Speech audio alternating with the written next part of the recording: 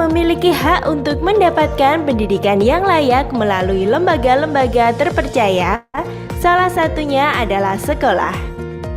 Banyaknya sekolah yang tersebar di Indonesia, di kota, di desa, bahkan di daerah terpencil yang sulit dijangkau menjadi bukti pentingnya pendidikan bagi kita. Karena hal itulah dibutuhkan sosok seorang guru yang ikhlas menyalurkan keilmuannya, memiliki kualitas SDM, profesional, pedagogik, kepribadian, dan sosial yang unggul untuk mengembangkan para peserta didik.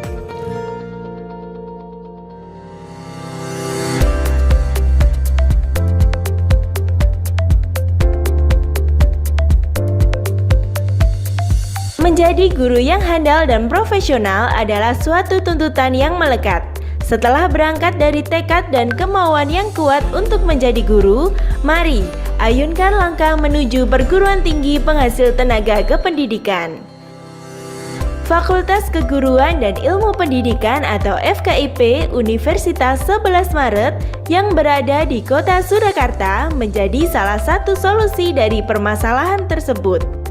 FKIP UNS adalah salah satu lembaga penghasil guru yang telah diakui mutu dan keberadaannya.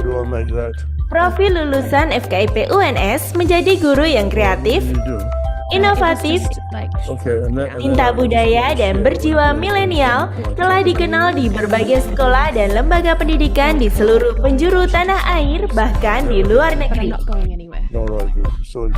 Visi FKIP UNS adalah menjadi pusat pengembangan ilmu, teknologi, dan seni di bidang keguruan serta ilmu pendidikan yang bereputasi internasional dengan berlandaskan pada nilai-nilai luhur budaya nasional.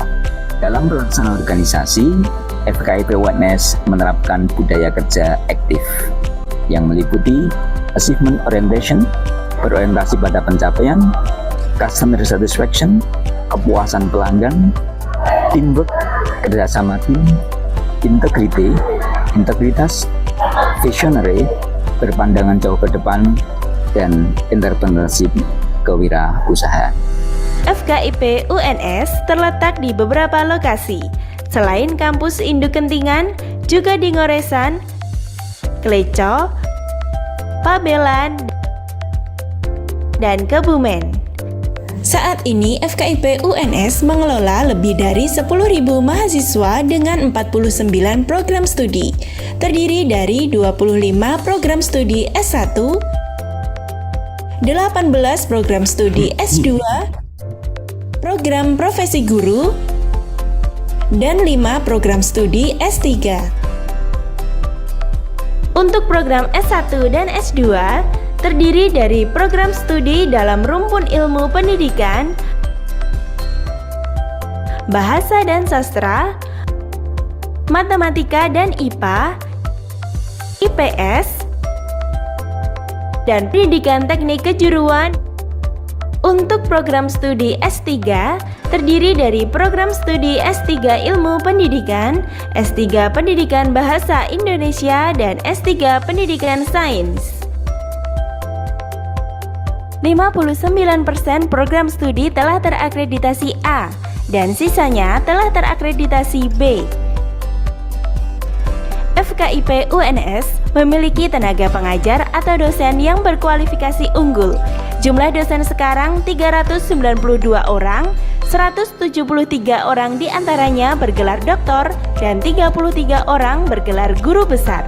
Lebih dari 50% dosen telah berhasil menulis artikel di dalam jurnal internasional bereputasi dan terindeks.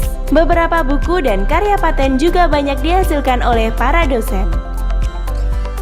Dalam rangka menuju World Class University, telah sedang dan terus melakukan program internasionalisasi, diantaranya adalah Visiting Professor, program praktek lapangan internasional, Research Kolaboratif, Joint Conference, Joint Publication. Beberapa perguruan tinggi yang telah bekerja sama program internasionalisasi antara lain dari Amerika Serikat, Jerman, Jepang, India, Singapura, Thailand, Brunei Brunei Darussalam, dan Malaysia. Untuk merespon perkembangan teknologi informasi, lebih dari 50% program studi di FKIP UNS telah menerapkan metode pembelajaran berbasis digital melalui program blended learning, penelitian dan pengabdian masyarakat melalui sistem Intelligent Research and Innovation Service, sistem informasi akademik untuk mahasiswa, serta informasi beasiswa yang dapat diakses secara online kapanpun dan dimanapun. FKIP UNS juga menyediakan fasilitas aksesibilitas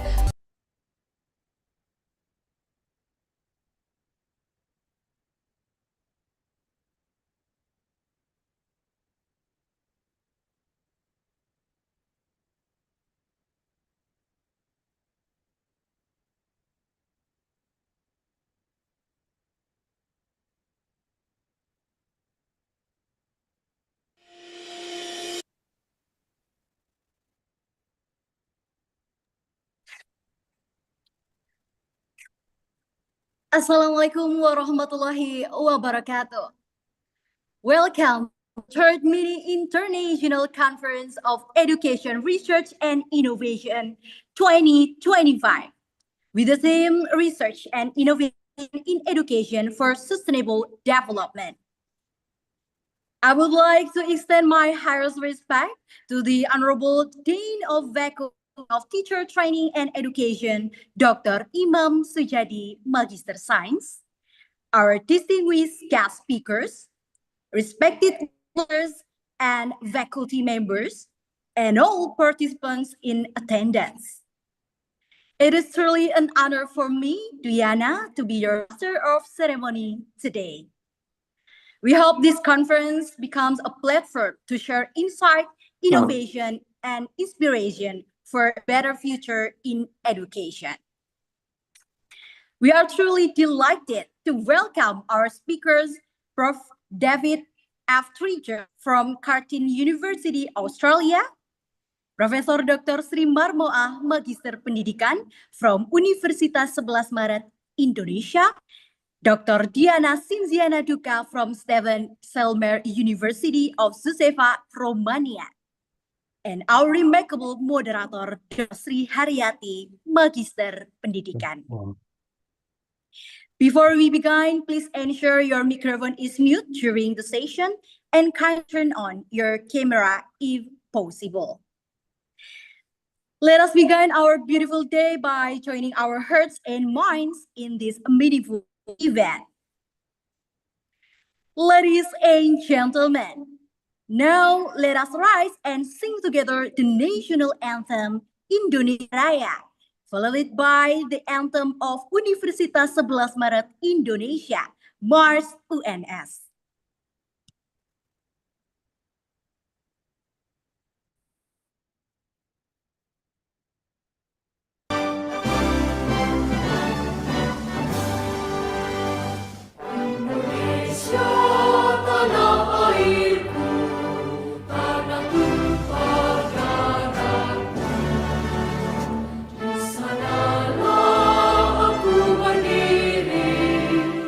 Jadi pandu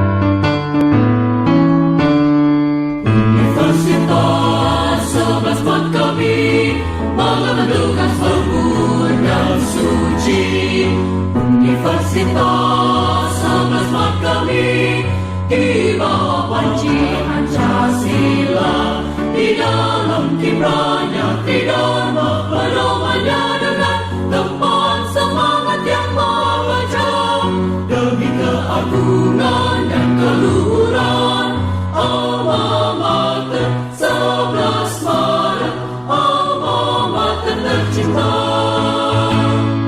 Universitas 11 Maret kami teguh gagahkan langkahmu.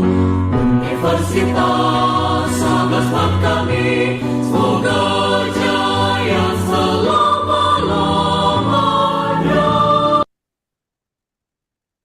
Thank you. Ladies and gentlemen, to open this session, we honor to invite the Dean of Faculty of Teacher Training and Education to deliver the welcome speech. Please welcome Dr. Imam Sujadi, Magister Science. We kindly invite you to the screen.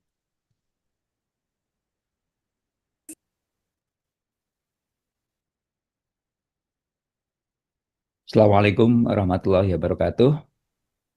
Distinguished keynote speakers, Dr. Diana Cinziana Duca from Stephen Selmer University of Cesena, Romania, Prof. David Dinges from Martin University, Perth, Australia, Professor Dr. J. Marmoah, SPD MBD from Universitas 11 Maret, Indonesia, respected faculty members, researchers, practitioners, students, and honors guests, good morning and warm greeting to all for you. It is both a great honor and sincere pleasure to welcome you to the third Mini International Conference Educational Research and Innovation hosted by the Master's Program in Primary School Teachers Education, Faculty of Teacher Training and Education, Universitas 11 Maret. This annual academic forum is part of our ongoing commitment to strengthening educational research, promoting global collaboration, and driving meaningful innovation in teaching and learning practice. This year, we are proud and privileged to welcome three outstanding speakers, each of whom brings invaluable perspective and expertise to our conference. We are delighted to host Dr. Diana Cinziana Duca from Romania and Prof. David Rodriguez from Australia, two internationally renowned scholars who have made significant contributions to the field of educational research. We are equally honored by the presence of our very own Professor Dr. J. Marmoah, whose dedication and scholarly works continue to inspire both faculty and students Universitas 11 Maret. Through Miceri 2025, we aim to build bridges across borders, promote dialogues among researchers, and explore innovative solutions to educational challenges. It is our hope that this conference will serve as a catalyst for future collaboration and knowledge sharing, not only among institutions, but also across cultures and disciplines. On behalf of Universitas 11 Maret and the organizing committee, I would like to express my deepest appreciation to all speakers, participants, and partners who have made this event possible. May this conference bring fruitful discussion, fresh insights, and long-lasting academic partnership. Thank you for your presence and participation. Assalamualaikum warahmatullahi wabarakatuh. Thank you very much, Dr. Imam Sujadi, Magister Science, for the meaningful message and support for today's conference. Ladies and gentlemen, we are now entering our panel session, where we will be hearing from distinguished speakers on various education research topics.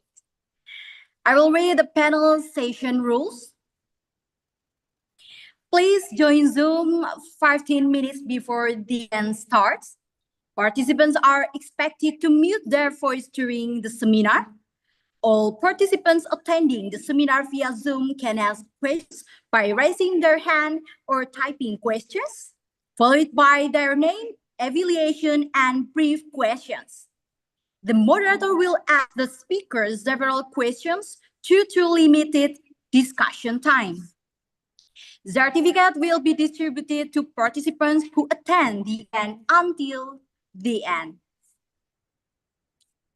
To lead this session, we are delighted to be joined by highly respected moderator, Dr. Sri Haryati, Magister Pendidikan, a lecturer from the English Education Department, Universitas 11 Maret, Indonesia.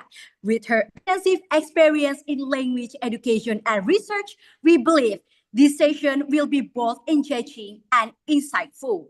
So, without any further ado, I would like to kindly invite Dr. Sri Haryati, Magister Pendidikan, to take over and guide us through the panel discussion. Dr. Sri Haryati, Magister Pendidikan, time is yours. Well,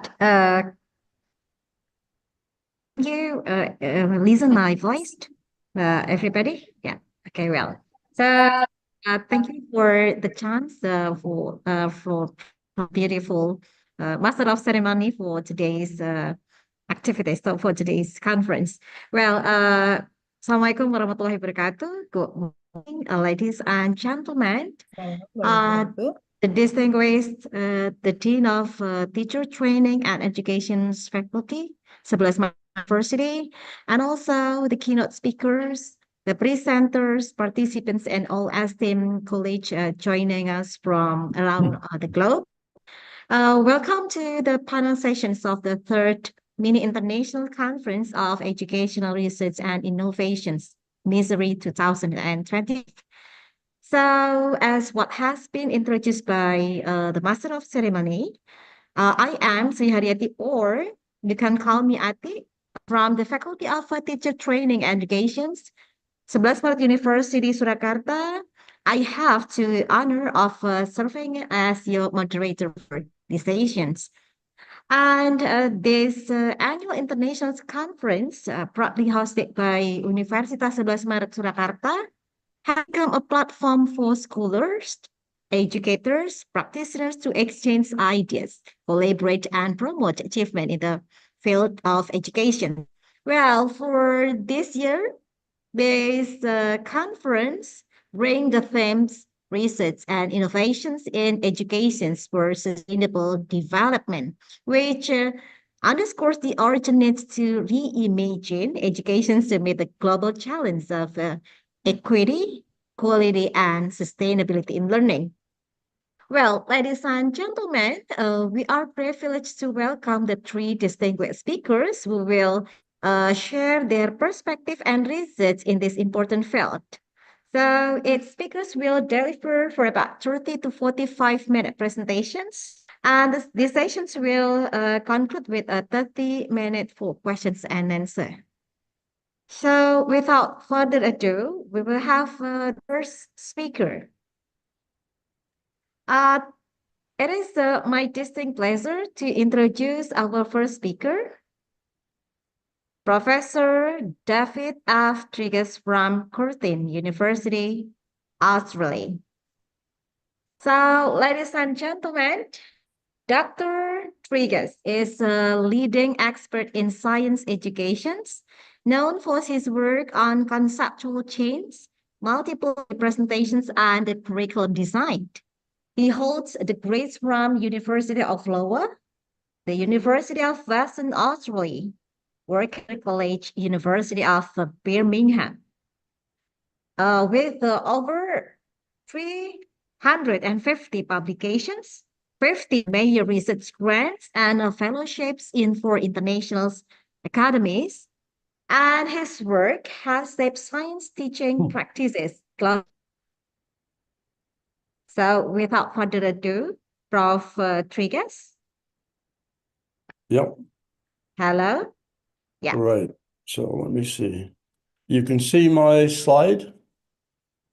Okay, I can see your slide clearly. Okay, good. Let me make sure I can move Okay. to the next one. Okay.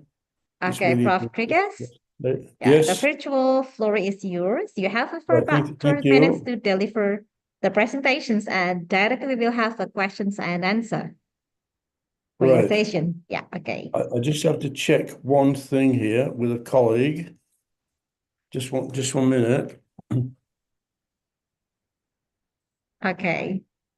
So, Well, so everybody, we will have we direct have this questions here, but for, now when I go like that, it doesn't go. okay. Or what did you do? I just clicked. Oh, good. Thank you. Okay, yeah. Okay, I'm all ready to go now. With help of my younger colleague, I have the technology advice. First of all, I'd like to thank Professor Sri Mamua for this invitation. I'm very pleased to accept. I first came to Indonesia in the late 1980s. I had a Dutch colleague. We were doctoral students at the University of Iowa, and he took a position at Setiawakana Christian University in Salatiga, and I've been to that university quite a few times. But then a little bit later, maybe early 90s, the World Bank, the government of Indonesia had a grant from the World Bank, and they sent teachers for master's degrees to Curtin University. And so I became aware of the teaching situation, and part of my responsibility was to go back to Indonesia and find out how these teachers are implementing their new ideas in the classroom. So I was very fortunate to do this. So I'm aware of the huge developments that have taken place in Indonesian teacher education.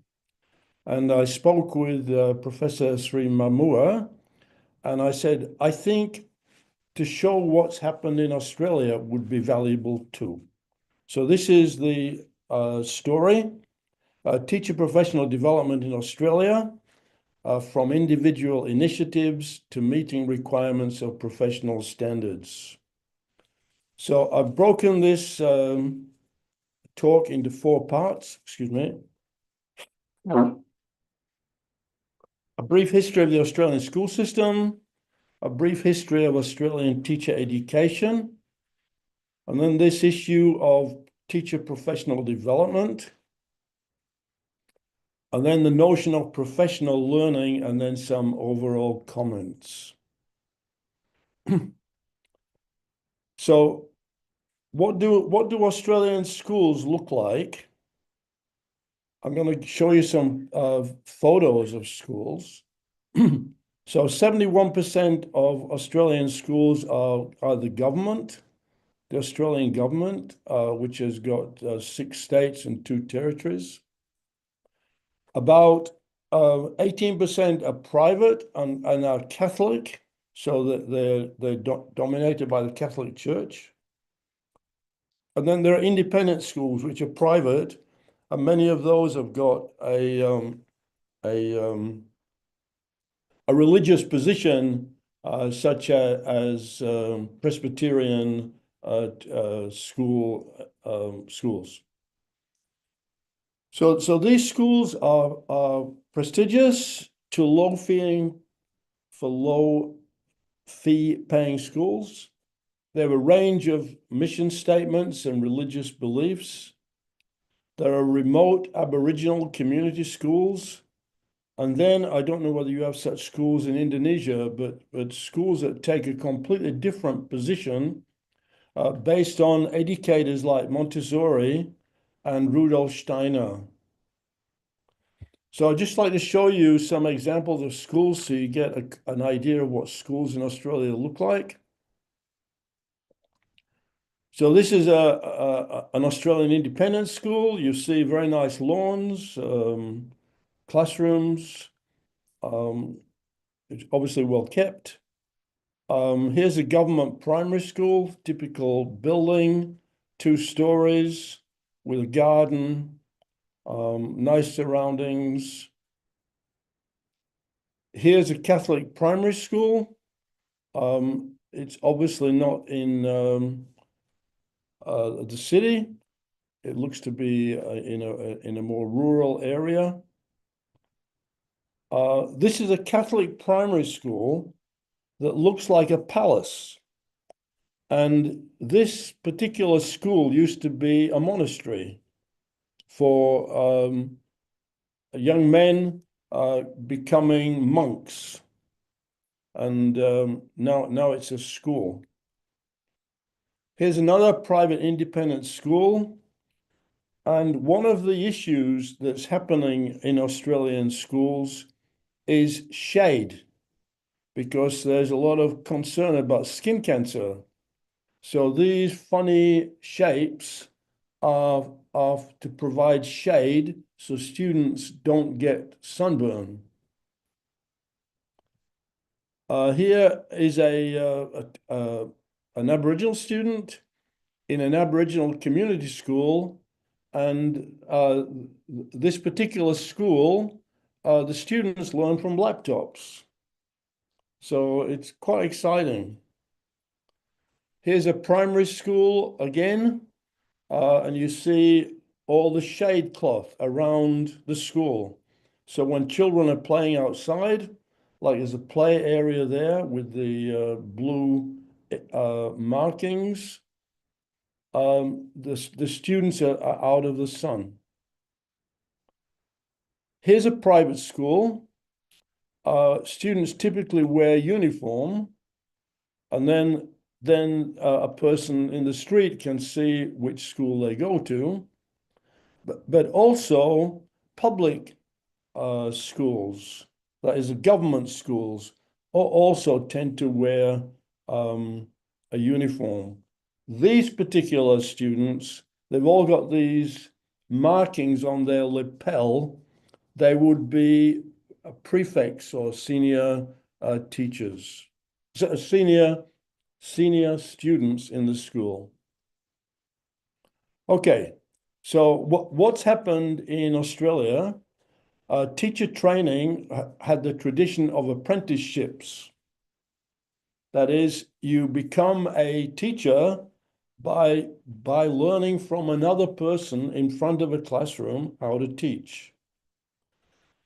By the 1920s, we had teacher training institutions. So actually, rather than learning in the classroom, you learn in another, like a college. There's a move to a theoretical base for teacher training. The teacher education changed from schools to teachers' colleges and some universities. Teaching was registered as a profession. And in 1970s, a very unique event, we had colleges of education all around the country, and these colleges of education were responsible for teacher education. And then by the late 1980s, we had 4-year university degrees for all teachers. There are many projects that are taking place about looking at the quality of teaching and learning, and they continue. So if I look at Indonesian teacher education, and I check this with Professor Mamua, there are similar developments to Australia. Teacher training was a tradition of apprenticeships in schools. And then you had the EKIPs. I mentioned these these teachers who came from Indonesia, all provinces of Indonesia, to study at Curtin over maybe 10 years, different groups. They all were educated in EKIPs. So I was very familiar with the EKIP system. And they were established with the primary goal of producing qualified teachers primarily for secondary schools. So they came to, like, I would help them with the chemistry, another colleague with the physics, another colleague with the biology, another colleague with the mathematics. And then the EKIPs, I think some still exist, but then you move to university degrees for undergraduate and postgraduate. And the government of Indonesia has established a number of policies to provide teachers with professional teaching competence. So it's a very similar development that's occurred in Australia. So what qualifications do you need in Australia to teach? It's now at least 4 years. So a typical degree is a 4-year bachelor degree, which has got a cognate area that might be physics, or it might be biology, or it might be history, or sociology, or English, or Indonesian, and then pedagogy, and then some practice. And then there's other ways that you can earn this 4-year qualification. And then there's a new way, come about a few years ago, where a teacher with a degree in, say, physics or chemistry or history or English can then do a 2-year master's degree, which is 1 year theory, learning about teaching and curriculum design, etc., and then 1 year in the classroom. So 3 days in a week you're in the classroom. So there's those two particular ways. There's also a different way, and you might have something like this in Indonesia, I'm not sure. It's Teach for Australia for career changes. So someone might be a biologist and decide they want to be a teacher. And so they have intensive 6 weeks teacher education course. They work in disadvantaged schools and they complete the postgraduate qualification while employed. One of the stories I hear is that many of those teachers don't stay because they like the experience, but they don't want that as a career. So what are the debates about teaching? I'm sure you have very similar discussions, debates in Indonesia. There's a tension between theory and practice. Teaching as a craft to be mastered. So copy me, this is what I do, and then you can do that, and then you're a good teacher. Often pre-service teachers want ready-made materials and teaching tips. So I don't want to create all this information myself, which is a sensible decision. And they want this kind of documents. And of course, you've got curriculum departments in the government that prepare curriculum, and you have other people providing help for teaching. Teacher educators highlight theory-based aspects and reflections on teaching practice. A problem in Australia is that politicians want teachers to be practice ready. They don't recognize that you need to be well educated to become ready to teach. They just think, many politicians think, Australian politicians think teachers can be informed and then they're ready to teach.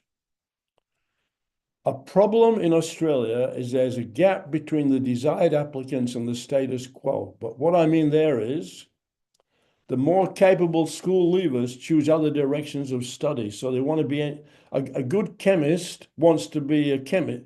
A good chemistry student wants to be a chemist. A good mathematician wants to be an engineer. So the more capable school leavers do not go into teaching. Some, but not as many as we would desire. Pre-service teachers should be taught by appropriately qualified staff with recent school teaching experience. So I, with a lot of experience, I would not be eligible to be teaching pre-service teachers because it's so long since I taught in school that I'm not eligible. And then in recent times, there's new required literacy tests for graduating teachers. So you've got all your qualifications, you've passed your teacher education, And then you have to take a literacy test to ensure that you are literate, competent. Okay, so what about teacher continuing professional development? I mentioned 1980s, long time ago, most of you were not even thought of.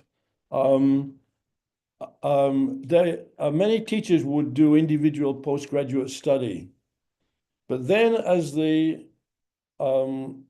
education changed, there was introduction of fees, so that's not very attractive. There was a lack of time because there's more administration and teachers' work. The aging teacher workforce doesn't want to do any more study. They've got other responsibilities. And importantly, there are lack of rewards for graduate qualifications. There used to be like steps that if you did more study, you get a higher salary. And then the government brought in a bar, so if you kept getting more study, you didn't earn more salary. And then there was the introduction of professional standards to guide professional learning and practice and describe what quality teaching looks like. And the whole point was we want a positive image of the teaching profession. So what does this look like? Professional standards of teaching were brought in maybe 20 years ago, 25 years ago. So a teacher graduates with one of those means I told you, like a 4-year degree, a Bachelor of Education, or a 5-year degree, a science degree or an arts degree, plus a 2-year Masters of Education. So that's a graduate. And then they need to show that they are competent and become proficient. And then that's it. They can be teaching like that for the rest of their career. Or if they choose, they can take extra courses, provide more documentation to become highly accomplished or a lead teacher. So the Australian Professional Standards of Teaching, they articulate what teachers are expected to know and to be able to do in 4 career stages, but only 2 are important. These standards and descriptors, and I'll give you a couple of examples, represent an analysis of effective contemporary practice and professional engagement. And they're used by teacher accreditation and registration authorities, employees, and professional associations. So if you want to be employed, you need to have completed these standards. It acts as a framework for teachers across their careers, and teachers can engage in self-reflection and self-assessment. I'll show you what this is all about. And the next slide gives this in a bit more detail. We don't need to spend a lot of time on it, but I just want to give you a sense about what this is like. So the domains of teaching are professional knowledge, professional practice, professional engagement. Exactly what you're doing. For professional knowledge, we need to know about students and how they learn. We need to know the content and how to teach it. We need to plan for and implement effective teaching and leadership. We need to create and maintain supportive and safe learning environments. We need to assess, provide feedback, and report on students' outcomes. We need to continue to engage in professional learning and engage professionally with colleagues, parents, caregivers, and the community. So all those responsibilities are laid out in detail. I think when I was teaching a long time ago, I think I do all those things, but they were not laid out as mandatory. So we talked about how students learn.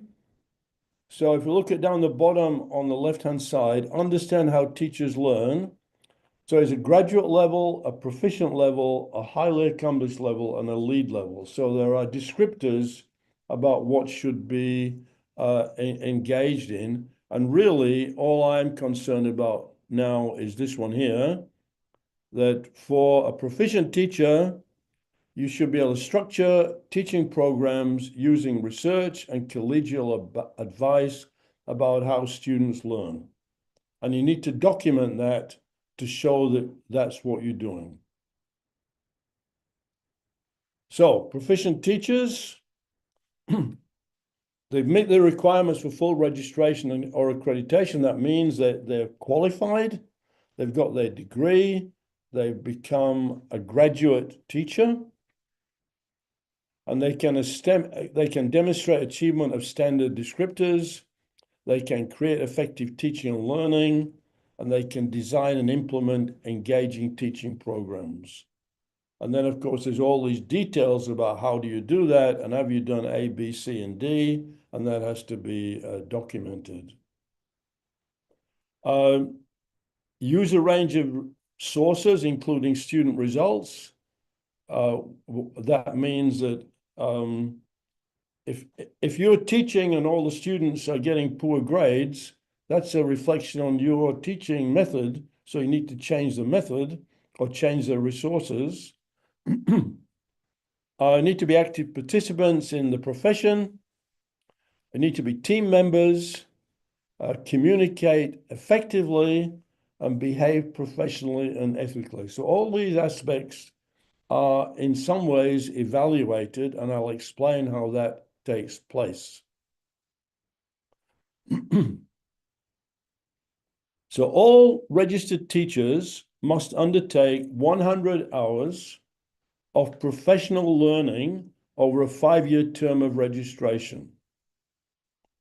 And this applies to you whether you are part-time, maybe you've got parenting duties and you're part-time, but you still have to do this 100 hours of professional learning over a 5-year term. It involves personal and professional responsibilities, and all teachers should update their knowledge and practice and are classroom ready. And most importantly, teachers undertake and make a record of their professional learning over a 5-year period and upload it to the Teacher Registration Board portal. So this becomes a public document, not for everybody, but for you and the people in the Teacher Registration Board. Some teachers will maybe not teach for a couple of years because they are looking after children. And if you don't complete these hours, you can lose your status as a teacher. So then you've got to apply again to do this. Most people manage to do the 100 hours over 5 years, even when they're bringing up children. Okay, so who provides the professional learning? There are national providers. And at my last count, there are 48.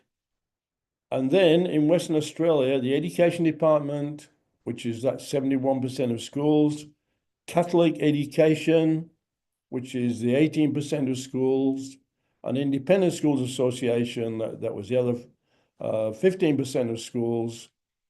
They provide professional learning. And then there's also the professional teachers associations, like the Science Teachers Association, the Maths Association, the History Association.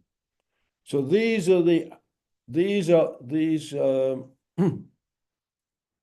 learning opportunities are provided, and the teachers need to select 100 hours over 5 years to show that they are able to continue as a teacher.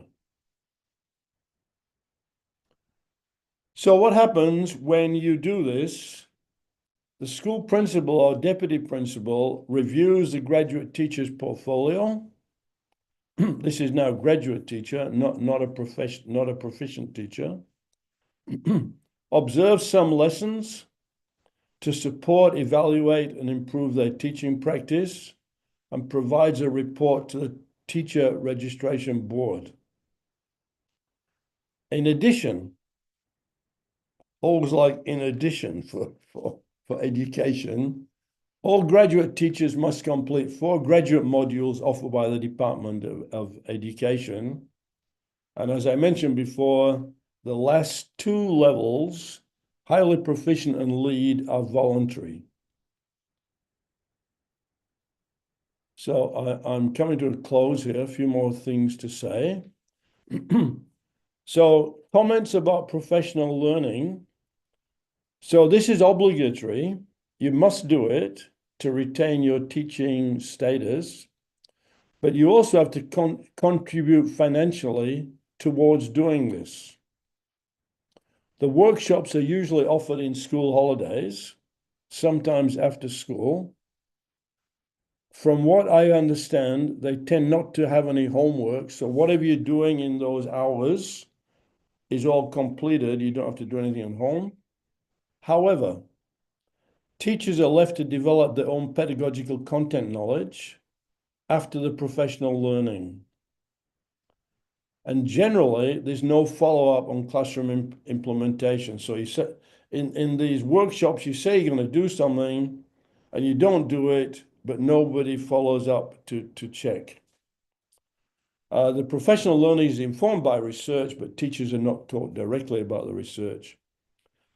I know some teachers, they think this level of professional learning is not informative enough. They'd like it to be more like a university course where you have to demonstrate what you're actually doing and have done it.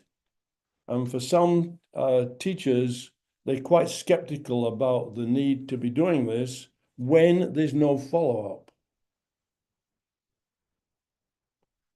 So what do teachers do? They need to identify professional learning that will be most useful. They report and reflect on their learning. And as I mentioned, they upload it to an online portal. After submitting their reflections, the role of the accreditation body is to check that the requisite hours have been met and reflected upon.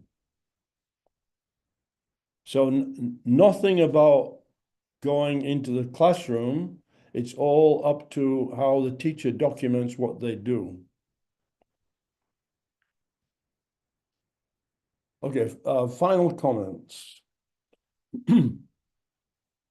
So many developments to enhance the profession of teaching. This is what this is all about. It's not to make teachers work harder. It's to make them focused on their practice and document their practice. So over many years, there have been reviews of teacher education in Australia. They've been concerned for the enhanced status of teaching and teachers' work. I think in Australia right now, the teaching profession does not have the high status that it had like when I started teaching a long time ago. We have the establishment of professional standards. We have many providers of professional development. We have regular requirements for all teachers to do professional developments over a 5-year period. So it might not be every year. The providers need to use models of successful programs or they lose the work. So for example, if I am a private provider and I offer a program and many people show up the first year and the next year, the stories got around that this is a waste of time, it's not relevant, then they lose the work. And the government looks for another provider. They're practice-oriented and hands-on, and that fits this model of being practice-ready, being teacher-ready.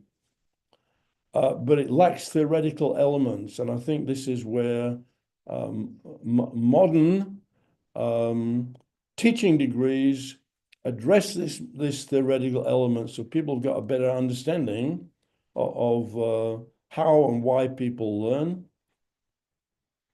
So teachers are very smart, and so what happens, they tend to become a network of teachers who help each other. There are mentor teachers who help younger teachers. We call it teacher shadowing. So they might join the young teacher and spend time in their classroom and like dual teach. And then you've got a network of leaders in science, mathematics, history, and social studies. And the science teachers would go to the science network leaders, and mathematics to the mathematics, history to the history, and social studies. So I hope you found that interesting. I'd like to thank you for your attention, and I will be interested to learn about your own experiences. Thank you very much. Okay, well, thank you so much, Prof. Thank you so much, Dr. Triggers, for the insightful informations about the school system in Australia. Well, now it comes directly to question and answer sessions. That will be last for about 30 minutes. So for Yes. all the participants who have questions, please feel free to ask the questions. You can write down the questions in a chat box, or you can use the hand features to address the questions directly to Dr. Yeah. Trigas. Okay. Well, is there any questions? Okay, maybe waiting for the participants. I would Yeah, like sure. to address the Yeah, questions. it's always hard Okay. to think about a question immediately after someone's been speaking. Okay. Yeah. Yeah. If there is a questions in the chat box, I will read it for you, Dr. Yeah. Trigas. Yeah. So for the participant, is there any? Okay. Yeah. The first questions from Mas Muhammad Fauzi Asmi, and then for the second turn for Yeah. Natalia. Okay. The time Yeah, is thank yours. you. Yeah.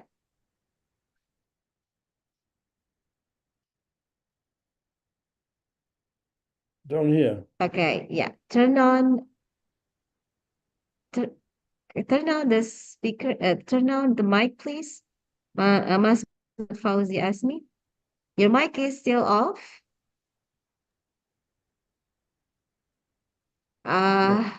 We can't listen your voice. Maybe if you use a headphone, you can turn off or directly. Oh, you can put off your headphones. Bisa dilepas saja earphone-nya. Ya.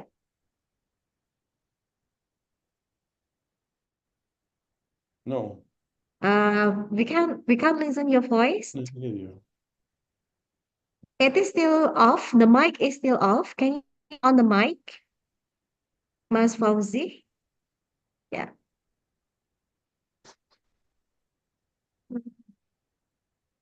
Okay, maybe the host can turn on Mas Fauzi mic. Okay. Yeah, Uh, ask someone else while he finds out what to do. Okay. Yeah. Hmm. Well, waiting for Mas Fauzi to fix the mic, we can go to the next participant. Natania, time is yours. Okay, thank you, Miss Yeah, thank Atik. you, Tanya. My name is Natania, a postgraduate student in primary school teacher education at Yeah. 11 Mart University. Thank you for the opportunity. In the Australian education system, teacher professionalism is supported through a national framework that defines what teachers should know and be able to do. This framework not only sets clear expectations, but also guides their career progressions. That brings me to the questions. How do the Australian professional standard for teaching guide teachers' career progressions? And what are the 4 stages of the standards? Tell me the last question again. How do the Australian professional standards for teaching guide teachers' career progressions, and what are the 4 stages of the standards? Right, this is what I point out that the first level is graduate teacher. So you have graduated, and then then there are all those standards to be considered, and that is typically done with the direction of the school principal or the deputy school principal. And I think if it was in a small school somewhere, that then you'd find someone from a larger school to check. And then when the teacher has earned graduate status, then they move to proficiency status, and that proficiency status involves these 100 hours over 5 years to take different offerings by teacher in service providers. And then the teacher needs to document what they've done, but there's no check on it. Does that make sense? Okay, thank you, Prof. David. I think it's clear enough. Thank you very much. You speak excellent English. Thank you, Prof. Yes. Okay, well, thank you. Now we go to the next questions from Navalia. Navalia, you can turn on the mic and address the question directly. Okay, thank you, Miss. My name is Navalia, a postgraduate student in primary school education Yes. at Universitas 11 Maret. Thank you for the opportunity to speak today. I have a question for Mr. David. What are the main challenges identified in the implementation of professional learning in Australia, and how do they affect the quality of teacher development? Can you just repeat the question? Repeat what you said, just to make sure I'm clearly understanding what you're asking. What are the main challenge identified in the implementation of professional learning in Australia, and how do they affect the quality of teacher development? Okay, that's a very good question. So the argument is teachers are intelligent people, they're well educated. So if they learn from professional providers, do more professional learning, and document what they're doing, then they are learning as a professional and improving their teaching. So that's the argument.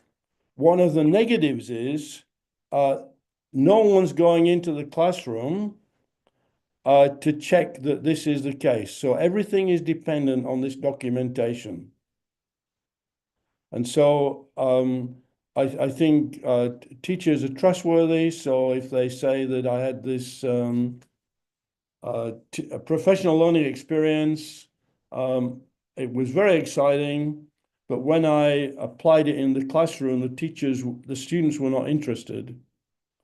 So that is good documentation of your putting into practice ideas.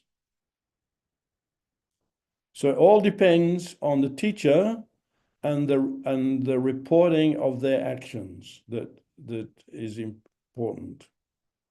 Does that make sense? Thank Okay, you. thank you very much. Yeah, is there any follow-up questions by Navalia? It's enough. Thank you. Okay, Thank you very much. okay. Appreciate your question. Okay, then we go back for thank you, Prof. David, for the answer. Yes. And then we yeah, can go back to the first participant who want to address the Yeah. questions for you, Mas Fahmi. Yeah. Have you fixed your Right. mic? to address your questions, or maybe you can type the questions in the chat box. I will read the questions for Dr. David. Or maybe the other presenter. Do you have questions? No. Okay.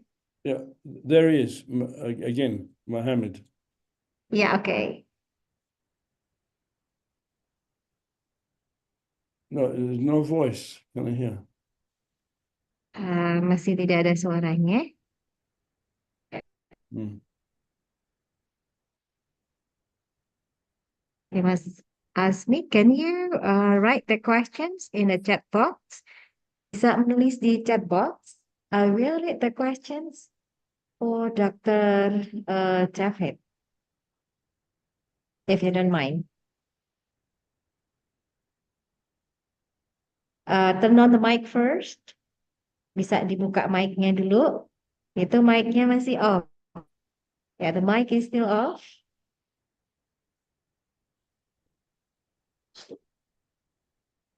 Or maybe Maybe leave till the end of the when the other two speakers we have the question answer, and then he can figure out what to do. yeah, okay. Okay, well, or what is it? The host, can you open Pak Azmi mic?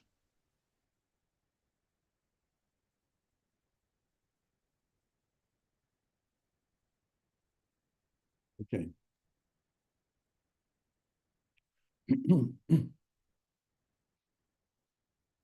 No, it doesn't. Okay, it seems doesn't that work. there is, yeah, it seems that you have with your device.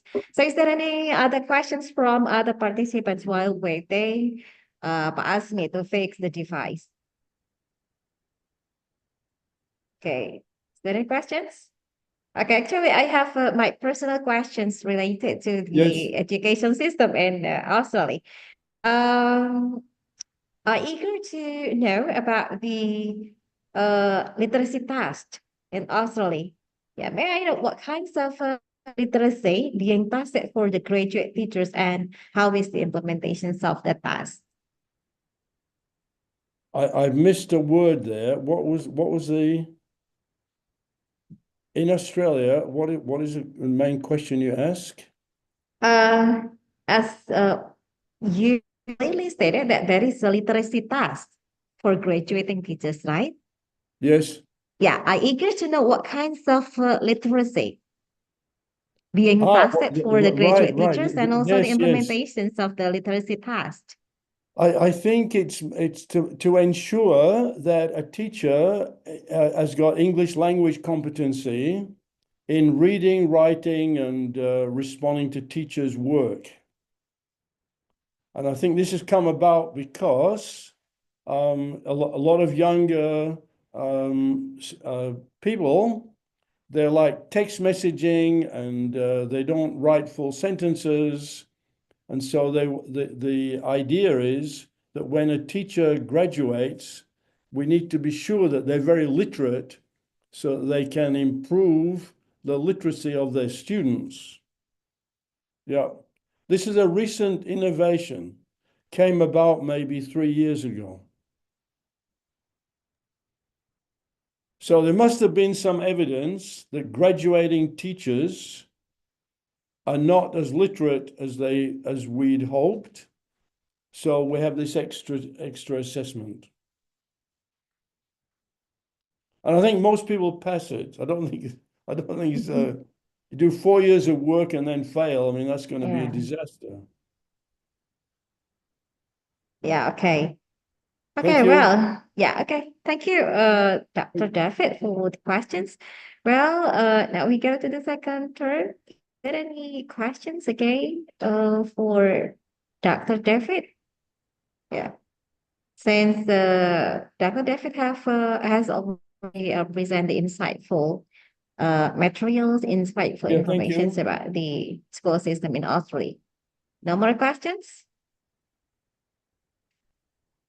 Okay. Okay, well, thank you, Dr. David, for the meaningful presentations related to Australian education system. Thank you. Okay, I will see you later this morning because we have this yeah, question and answer. yeah. And Again, I look forward to the other presentations too. yeah, okay. Thank you for your coming in this virtual international conference. Yeah, it seems that you have already come in this international conference last year, and in Oh, these yes. occasions, you eager to come again in this international conference. Thank you so much, Prof. Thank Thank you you so very much, Dr. much. David. Yeah, I really Thank appreciate you, it. Prof. David. Thank you. Okay. No, Now, well, ladies and gentlemen, now we to our second speaker. And for this second panelist, we have Professor Dr. Sri Marmuah SPD MPD from Universitas 11 Maret, Indonesia. Ladies and gentlemen, before having the insightful presentations, it is an honor to introduce our speaker, Professor Sri Marmuah. She is a professor at the Universitas 11 Maret and the head of the master program in primary school teacher education. Prof. Sri Marmuah holds a doctorate in educational administrations and completed a doctoral sandwich program at Ohio State University, USA. She is actively engaged in research on digitalization, curriculum innovations, and deep learning with several national and international publications and grants. She has authored more than 11 books and multiple copyrights and served as a guest lecturer and visiting scholars in countries such as Japan, Morocco, Romania, and Austria.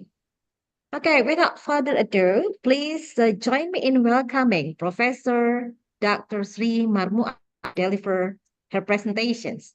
Okay, well, Prof. Marmuah, the screen is yours. You have for about 45 minutes to deliver the presentations, and the questions will be wrapped up in the end of the sessions. Yeah, the floor is yours.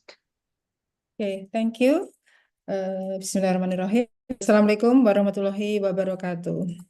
Waalaikumsalam warahmatullahi Good morning. wabarakatuh. Good morning, Prof. David. Thank you for your presentation. Dr. Diana, hello. Are you in here? Okay. Yes, hello, good morning. Yeah, Okay. thank you Good very morning, much. Divinata. Good morning. Thank you for your join. Okay, thank you for all the lectures, the student and the participants have joined this conference. Okay, let's me to share my presentation.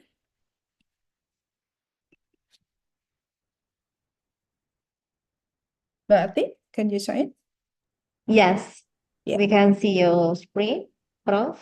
Yeah, okay. Okay, today we will discuss about deep learning. Yeah, we can discuss about the first concept of deep learning, principle of deep learning, learning experiences, deep learning framework. Okay, this one is about the analysis station today.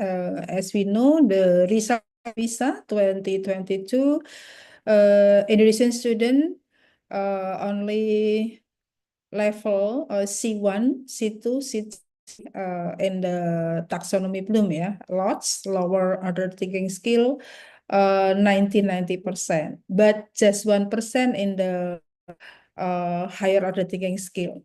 In the C4 about analysis, C5 evaluation, and C6 about create. Yeah.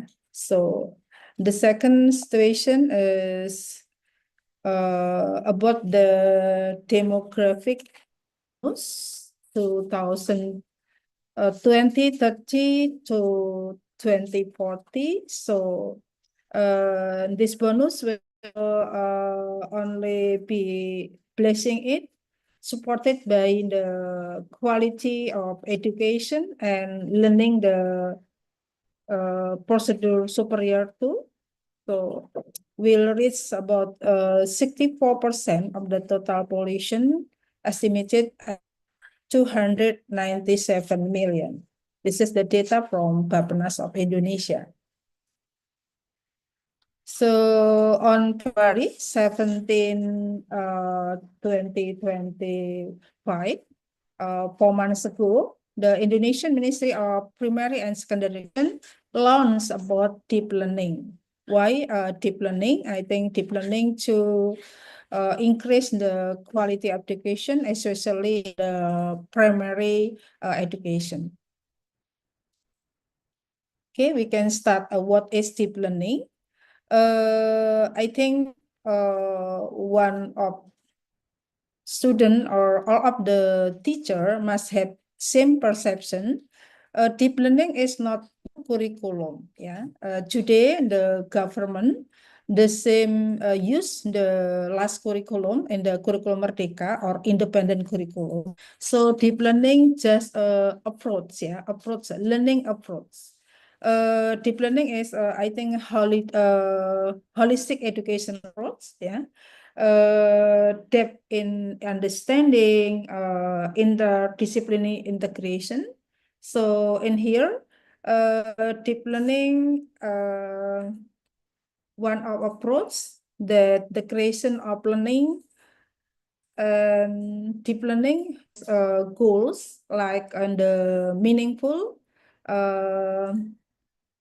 mindful, and joyful. So in the teaching process, the teacher must be know about how to manage the thought or mindset of student, how to manage of the heart, the feeling, and the body. So this one, the regulation of Kemdikbud.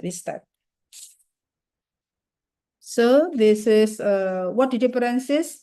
It dimension and the 6 dimension. In the last year, we used 8 dimension and the family as Profil Pelajar Pancasila. But today we had 2 dimension. The first faith and devotion to God Almighty, citizenship, critical reasoning, creativity, collaboration, independence, health, and communication. I think in here, in the last of Profil Pelajar Pancasila, we have cooperation, gotong royong. But today, divided by 2, and the collaboration and communication. And the new one is about health, kesehatan. But in the 8th dimension of student profile must include in the teaching learning process and in the lesson plan before the teacher have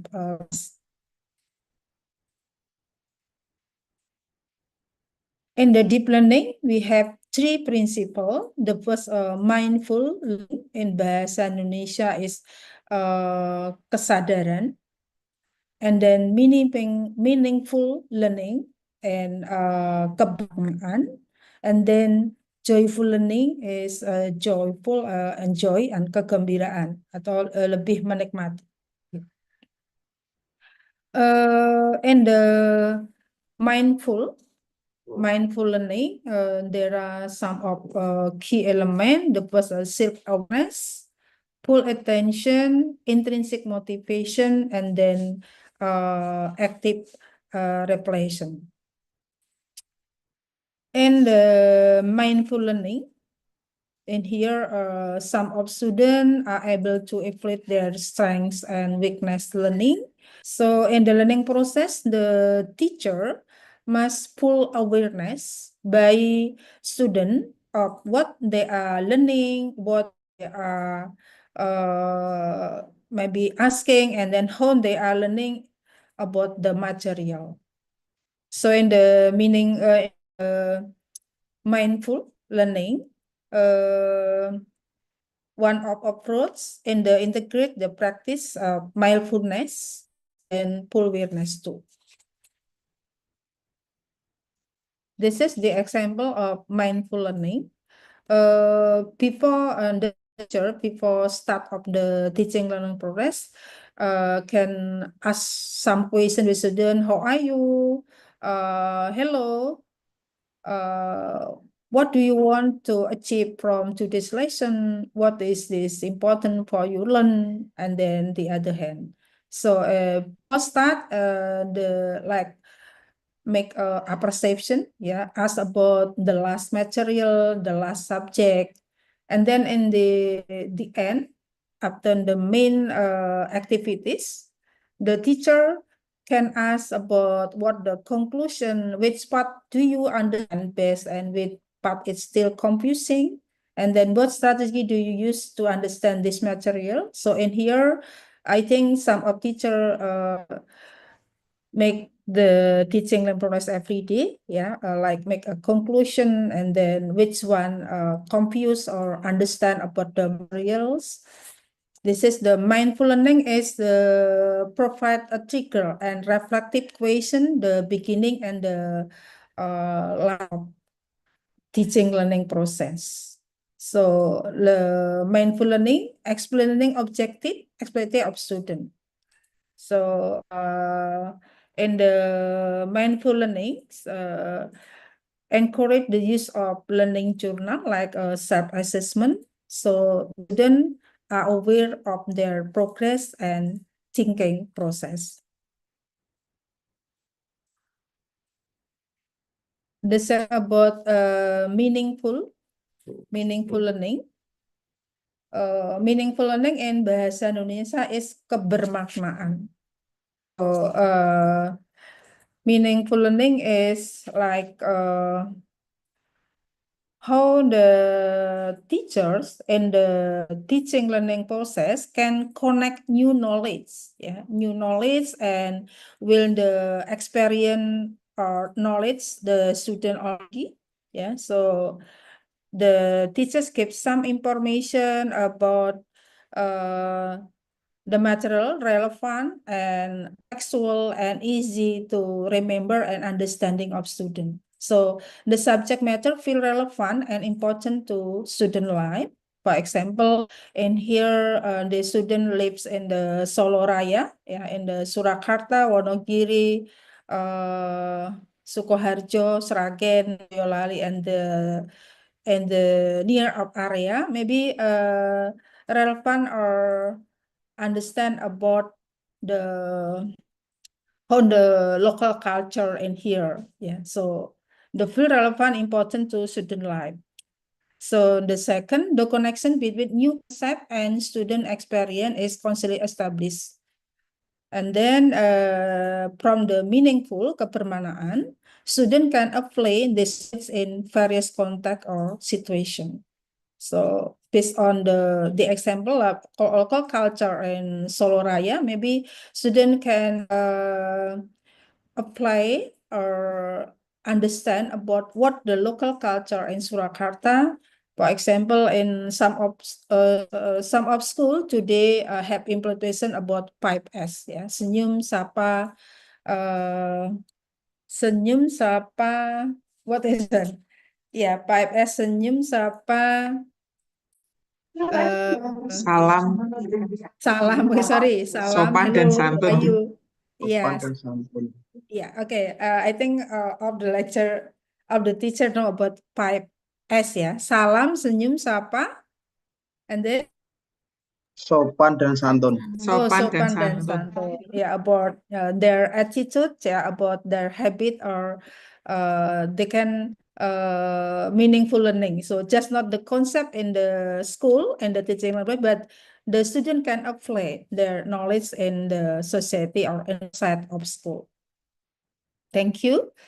Okay, next, the characteristic of meaningful learning. The first, contextual, and the second, interdisciplinary, active and collaborative, and then reflective. So meaningful is related real life issues or phenomena. Where is the student live? And then interdisciplinary, and the student can make related with the other subject, like in the mathematics, in the language subject, science, social subject, the other one. So active and collaborative, based on the POC competence, yeah, in the 21st century, maybe some of students can like have the four competence, yeah, make communication, collaboration, creative thinking, and then creativity. So active and collaborative in learning, I think, must practice in here. And then reflective, yeah, student can make like reflect or evaluate it or reconstruct their understanding about the material. This one, the five element of meaningful learning. The first, safe emotional environment, engage in varied activity, empowering student voice, motivational challenges, and then Eureka moment. So, the first about safe emotional environment, students are free from fear, stress. Yeah, we know I think several in the elementary student today. Yeah, we can check in the online information, offline and from the newspaper. Yeah, some of students have like stress. Yeah, bullying and the other one. So based on meaningful learning, we hope the student have 8 dimensions from the student program.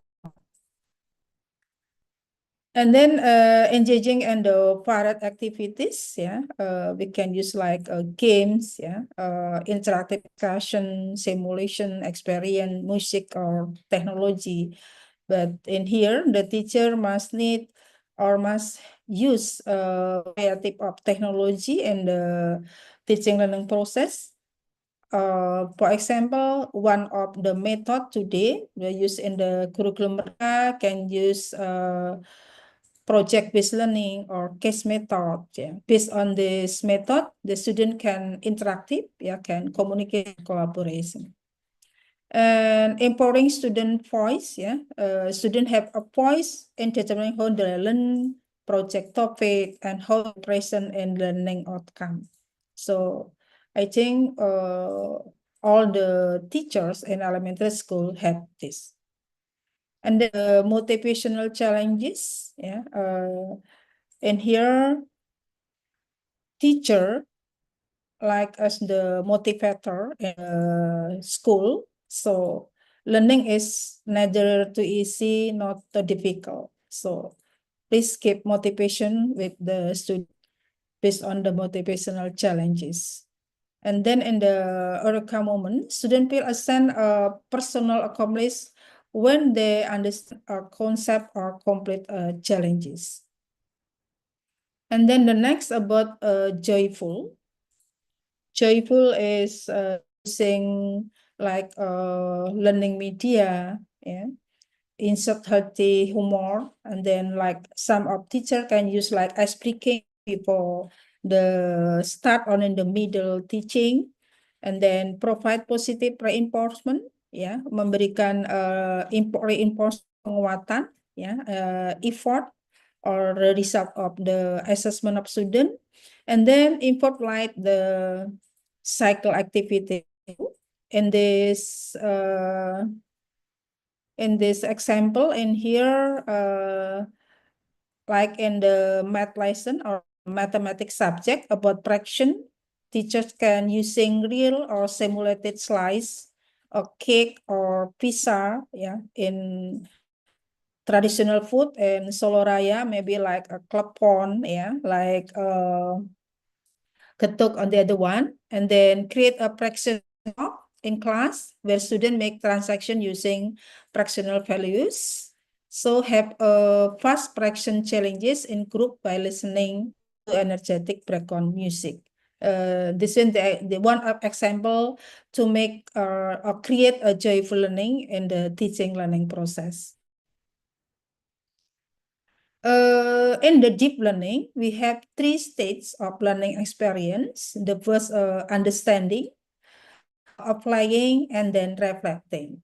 We know in the taxonomy bloom, understanding is correlated to the C1 and C2 in the taxonomy bloom.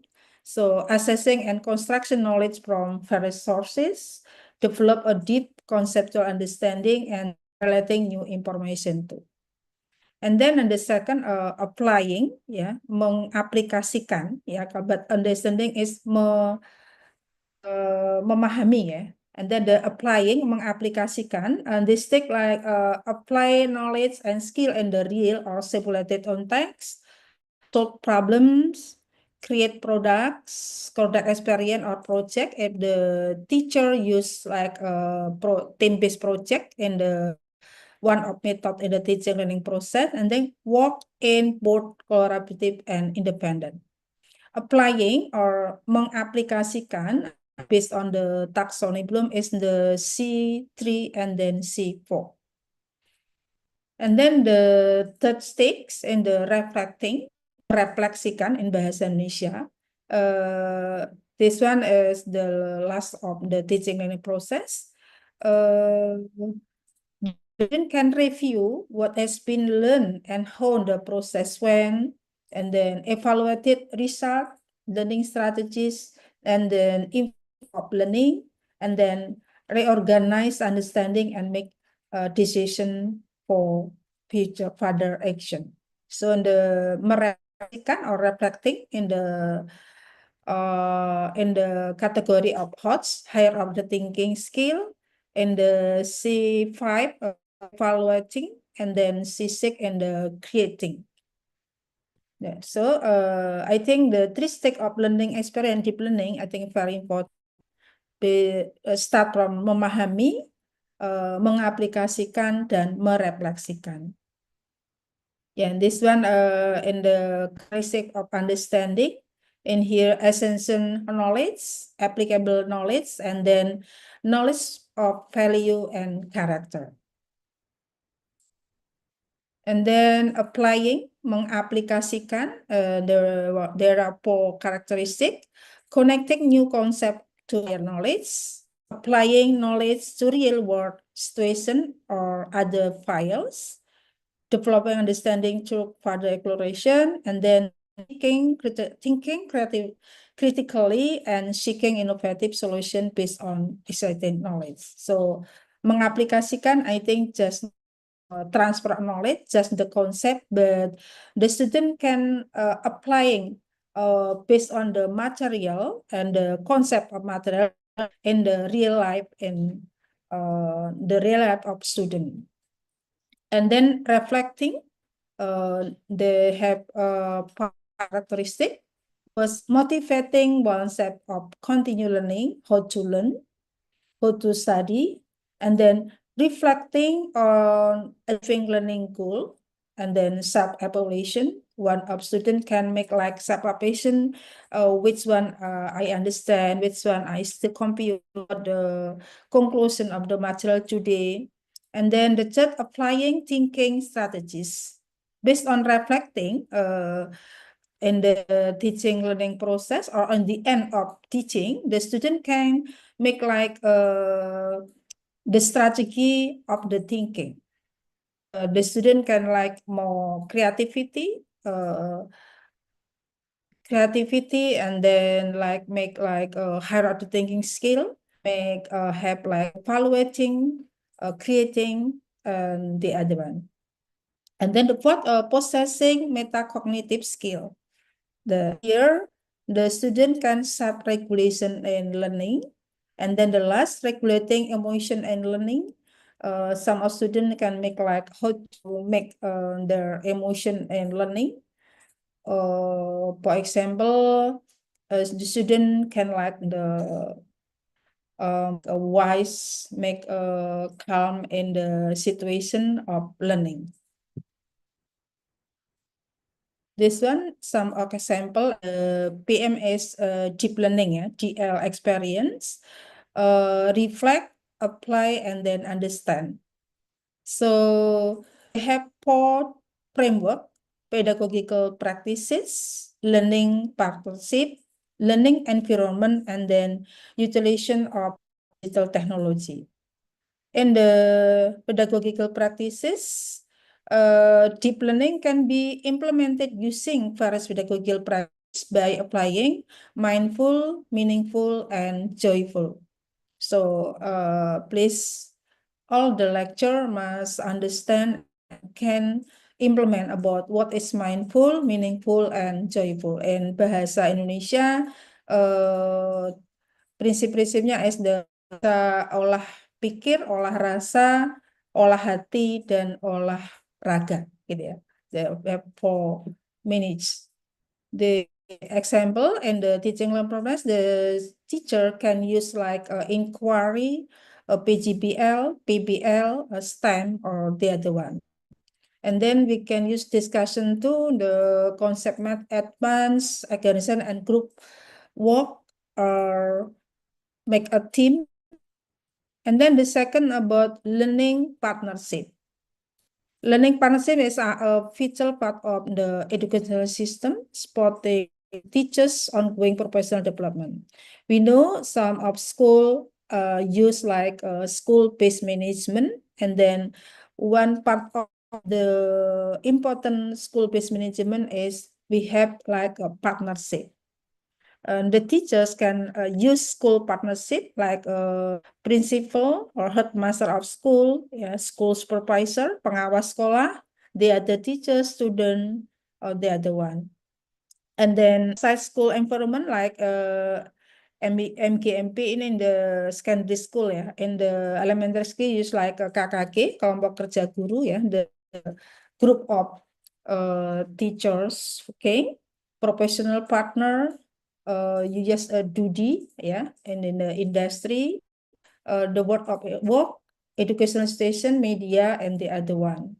So you can use like we can make partner as like a committee, school committee, and then community, parents, community and leaders, religious, culture, and the other one like stakeholder and the local state, local government maybe. On the school, we have to like the learning community or the other or outside of school. And then the third, learning environment. Learning environment is emphasizes integration with learning culture, cycle space, and virtual space to support of deep learning. So the teachers can create like hone the teaching place as a safe of student, comfortable, respectful, interactive learning, and then motivate to the student. And then cycle space, the teacher can use like the information school, for example, a playroom, musola, library, museum, and the other one. And then virtual space for interaction, we use like a hybrid online learning on the other one. And then the last, utilization of digital technology. There are 3 parts: learning, implementation, and learning assessment. And the learning planning, one of teacher must prepare of designing and managing digital classroom. And the learning implementation, synchronous learning, online learning, or asynchronous learning, hybrid learning maybe. And then the learning assessment, the teacher creating automated tests, evaluating originality, quality, and the summative, formative, and the other one. This is the transformation of teacher role in deep learning. Last year, the role of the teacher's role in deep learning and the button up, based on from the Kemdikbud, central government, and then local government, headmaster or principal, and then the last is teacher. Today in deep learning, I think the teacher as the key of the teaching learning process. So this is button up from the teacher, after the teacher and the principal, and then local government like to supervisor or local government, dinas pendidikan, and then the last to central government. So in here, teacher as a activator, collaborator, and then a developer too, and the used to deep learning approach in the curriculum Merdeka. This is a type of this role in the deep learning as a facilitator and learning activator, as the partner and coach, as the learning designer, lifelong learner, and then driver of school ecosystem. If all the teacher have teachers or five teachers role, I think the quality of education can increase, and then the implementation of deep learning approach in all the school can well implemented. This one, how to deep learning implementation, yeah, and the first planning, yeah, I think the teacher reflection on themselves, how the student characteristic, what kind of the learning material, the resources, and then who are the learning partners. So the teacher must make like a prepare people have a teaching in the classroom. And the second about implementation, in here, the learning with the principle of awareness, yeah, meaning and joyful, meaningful, mindful, and joyful learning experience of understanding and reflection of student. And then the last about assessment. Assessment in here not focus on master of theory, but in-depth conceptual understanding, critical thinking skill, and real-life application. We know, today in the curriculum Merdeka, we use assessment or evaluation in the summative, formative, beyond the cognitive aspect, psychomotor aspect, and then the affective aspect too. This one, the planning, the teacher like identifying student readiness, determining learning objective, learning activities design, intention of contextual issues, and project problem-based learning. And the process of preparing learning, analyzing learning achievement, developing learning objective and turn flows, and then planning learning and assessment.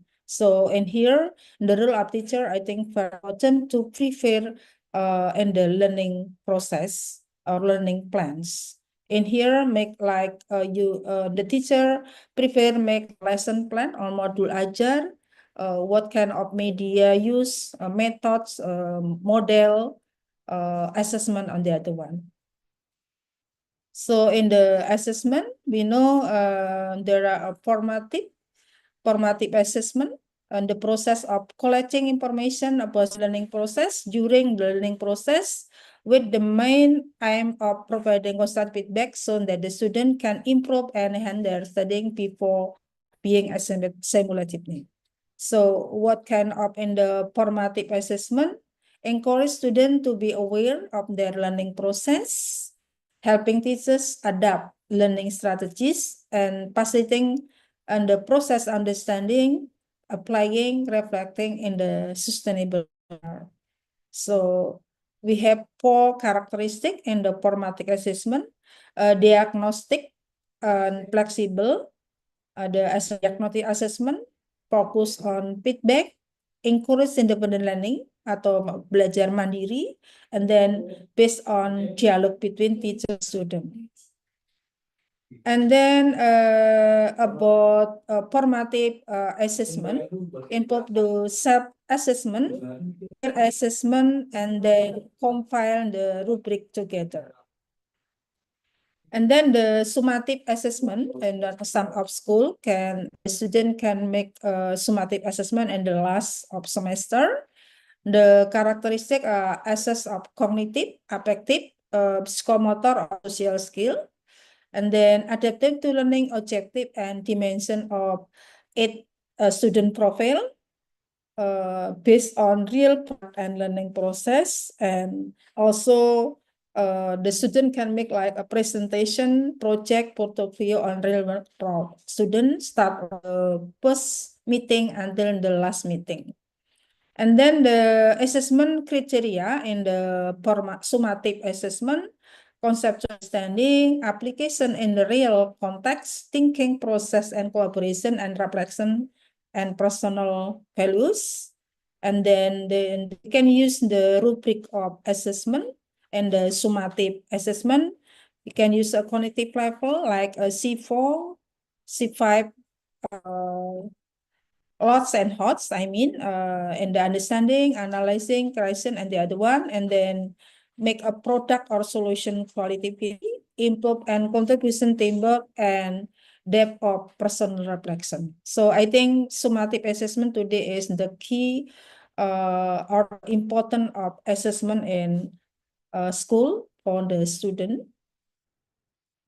So about evaluation techniques in deep learning, assessment, peer assessment, observation, anecdotal notes, performance assessment, written tests, and portfolio. So more than 6, yeah. Based on like self-assessment, students evaluate their own understanding, learning process, and attitude. Peer assessment, each student can make like a point their framework or performance based on rubric or indicator. Observation and anecdotal notes. Some of teacher use if want to know how the attitude or how the affective of student, and then performance assessment, skill or knowledge through concept, action, and character method, and then written test still use in the written test. Like multiple choice question, case study, open-ended essay question, the other one, and then portfolio, collection of evidence, student learning, and the sometime work, reflection, feedback, and revision. I think enough today. The conclusion is deep learning is transformative educational approach, and then this approach integrated the holistic development of learner through cognitive, emotional, social, and psycho dimension. And then deep learning improves comprehensive planning process, a three-phase cycle, memahami, understanding, mengaplikasikan, applying, and then merefleksikan, reflecting, authentic and holistic assessment from educational system that include teachers, school leader, families, and communities. Okay, thank you.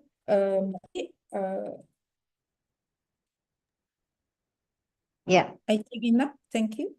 Yeah, okay. Thank you, Prof. Marmoa, for the comprehensive and also inspiring presentations related to the trending pedagogical approach, deep learning. Ladies and gentlemen, now it comes to our third and also the last speaker in this panel sessions. So before having presentations, it is my pleasure to introduce our third and final speakers in this panel, Dr. Diana Du. Yeah. Dr. Diana, are you with me? Hello? Yes, hello, good morning. Okay. Yeah. How can I call you? Dr. Diana or Dr. Duka? You Yeah. can call me Diana, it's okay. Okay. Okay. Dr. Diana, yeah. So she is a university lecturer at the Stefan Selmer University, Suceava, Romania. And she holds a PhD in psychology with a strong focus on family stress and resilience in the context of autism. And Dr. Diana has led and contributed to numerous EU-funded educational and mental health projects. And her research spans areas such as the social, emotional learning, and then teachers' well-being and inclusive education. Moreover, she also a prolific academic writer with publications in international journals and volumes on family psychology, digital education, and educational equity. Okay, Dr. Diana, are you ready for delivering your presentation? Yes, thank you very much. Okay, so the virtual floor is yours. You can deliver the presentations in 45 minutes, and then in the end, there is a questions and answer for about 30 minutes. Okay, the floor is yours. Okay, thank you. Just a moment to find my presentation and Okay. to share with you. Let's see. Okay.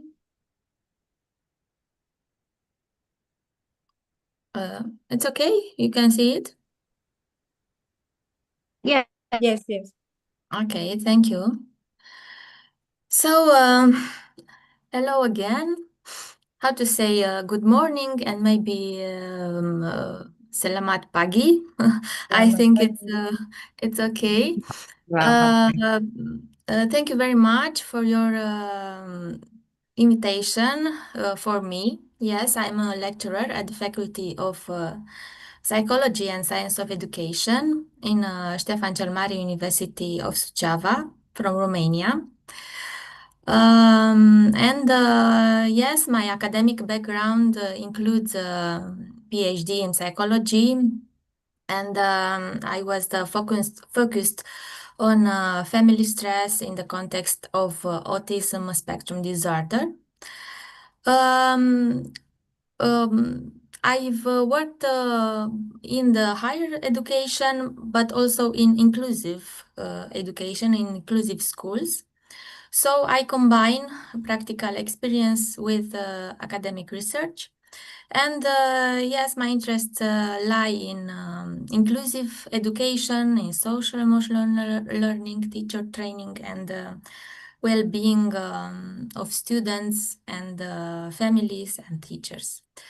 I will present today some perspectives on educational inclusion, a concept that has grown significantly in scope and complexity over the last decades.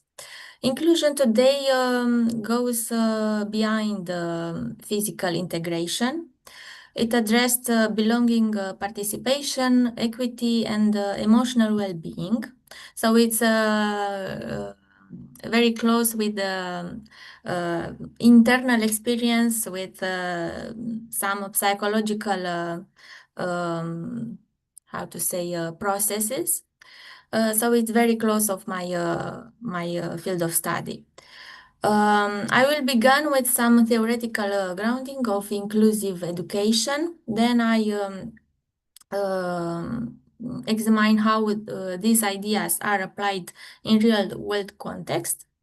And also maybe I want to present some case examples from recent educational projects that our university and specifically our faculty develop in this kind of domain. So, what is social inclusion first, and after that, I will present something about educational inclusion. Social inclusion refers to both processes and outcome. It's about creating conditions where all individuals, especially those facing disadvantage or marginalization, are able to fully participate in society. It goes behind the economic integration. It's not only about money. Inclusion involves access to quality education, meaningful social interactions, representation in decision making, and recognition of personal and cultural identity. Like I said already, it's important to speak about inclusion in education. Educational inclusion refers to more than placing students with diverse needs, with special needs in the same classroom, in the same place or context. It's more than this thing. It's about transforming schools into space where every learner, regardless of background, ability, or identity, is supported and valued. So it's a different system, this kind of inclusive system. There are several key dimensions to this. Of course, the first one is the physical access, but it's only the beginning. But true inclusion means ensuring meaningful participation, forcing a sense of belonging, and promoting equitable outcomes for all students. It also requires recognizing diversity as a resource, not as a challenge.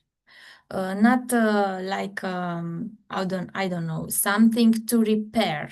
The diversity, it's something that can be valued. This includes diversities in culture, in language, in abilities, gender identity, and learning styles, and so on. There are many characteristics that we can how we can describe this kind of diversity. And of course, in this context of educational inclusion, it's important to analyze the role of the teacher and what is important to do. I have here on the slide some ideas. Of course, the teacher plays an important role in creating supportive and inclusive learning environment with all the students, regardless their abilities, backgrounds. Be attentive to everybody feel valued and able to succeed. And we can name some of these key role, like adapting teaching methods to meet diverse learning needs and learning styles. Of course, in this is the how to say the outcome, but it's a long process to have this kind of abilities to adapt very well the teaching methods to all of your students. So you have to have a lot of informations about every kind of, I don't know, special needs categories, learning style, and so on, to have this kind of skill of adapt teaching methods. Also, another important point is fostering a positive classroom climate where every student feels respected, safe, and included. It's important not only to focus on the special needs students.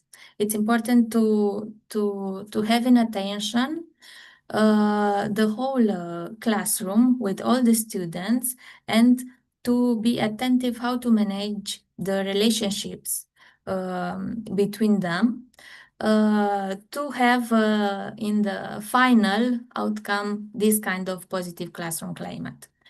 It's another important thing that it is the result, and in the behind of this, it's a huge process. Another important thing is to collaborate with specialists, to be open, to ask when you have some doubts, when we have, I don't know, problems or questions.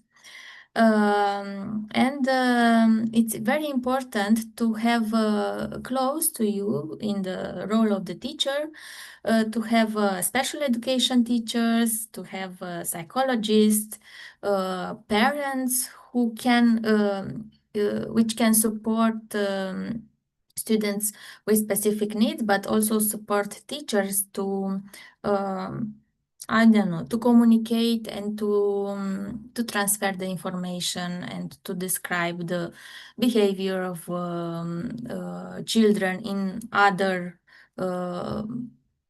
environments and so on. And it's important to be attentive what specialized or what people can be with you there in inclusive education. Also, it's important to encourage peer support and cooperation among students to support empathy and social inclusion in the classroom. This is somehow linked with the second point by promote a positive classroom climate. Also, monitoring and assessing students' progress in ways that recognize individual growth and potential. So it's important to have in mind an individual assessment, not only the standard assessment. And the last one, to be open to continually develop the skills, the knowledge about inclusive practice and diversity. But these kind of roles that I talk about it are very general. We can every single role, every single key, we can talk about it. I don't know, a long time, and to develop the discussion very much. I want to take another slide, because it's not important. Of course, it's important to talk about inclusion and inclusion in education and so on, but to understand better inclusion, it's important to have in mind and to have a complete image about social exclusion. So what is this? It's not merely about being left out. It involves systemic processes that restrict certain individuals or groups from fully participating in society. And it can manifest through discrimination practices, economic inequality, cultural stigmatization, or inaccessible public services. In education, social exclusion might appear when students from a minority, for example, from students, when students from minority backgrounds experience bias, or when children with special needs are placed in separate, less resources environments. The danger of exclusion lies not only in inequality of access, but in the erosion of dignity, identity, and future opportunity. It's important to understand exclusion because it helps us to better appreciate why inclusion must be active, intentional, and structural, not just abstract or symbolic or superficial. Another important, how to say, concepts about inclusion are segregation and integration.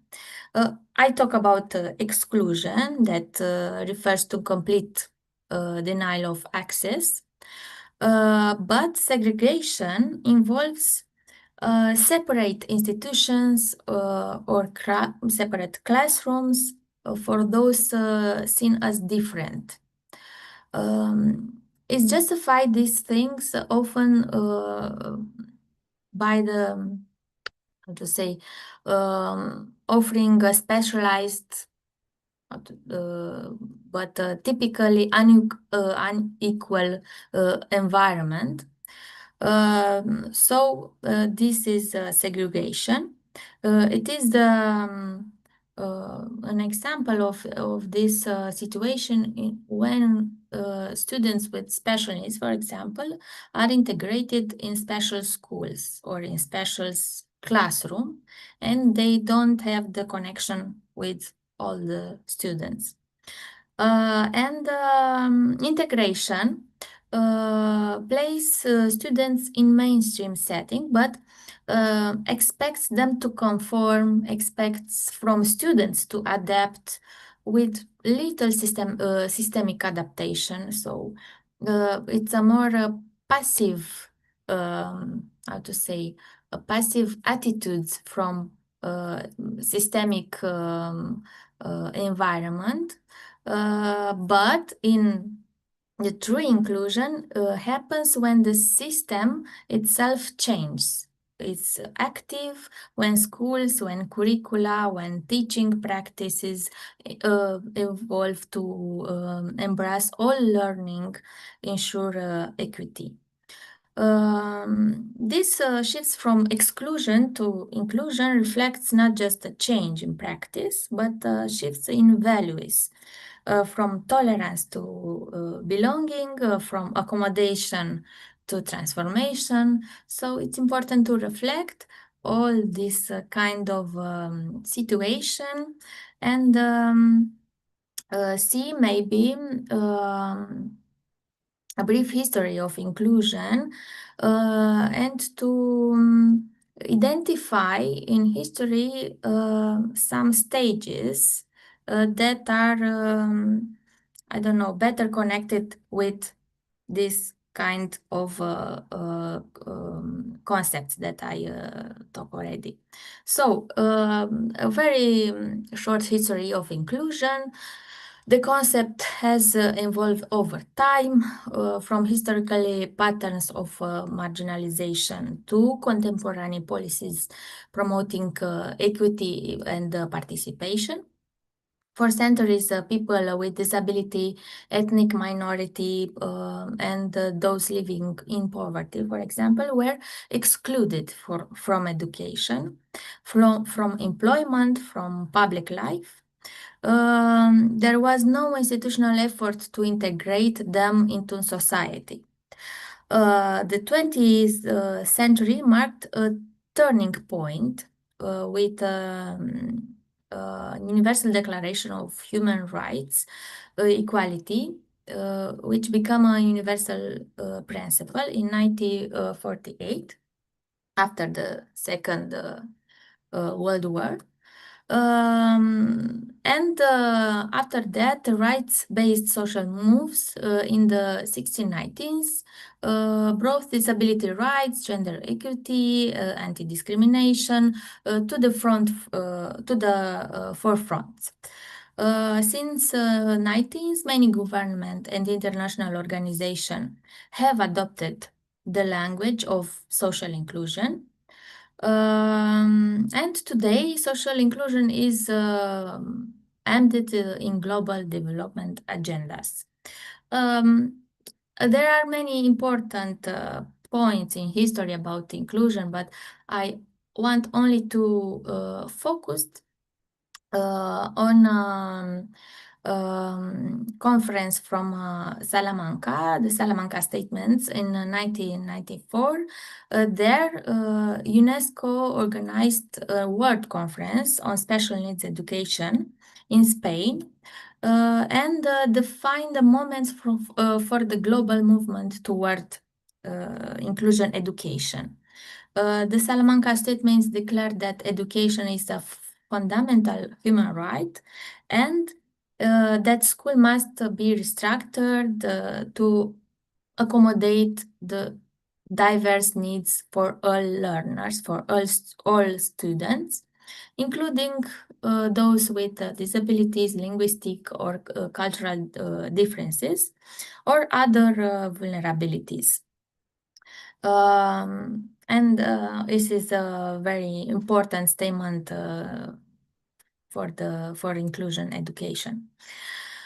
Okay, I put on this slide some example of policies from Romania and from European Union that are significant commitments toward inclusion. In recent years, there are also some oldest, but this is the recent.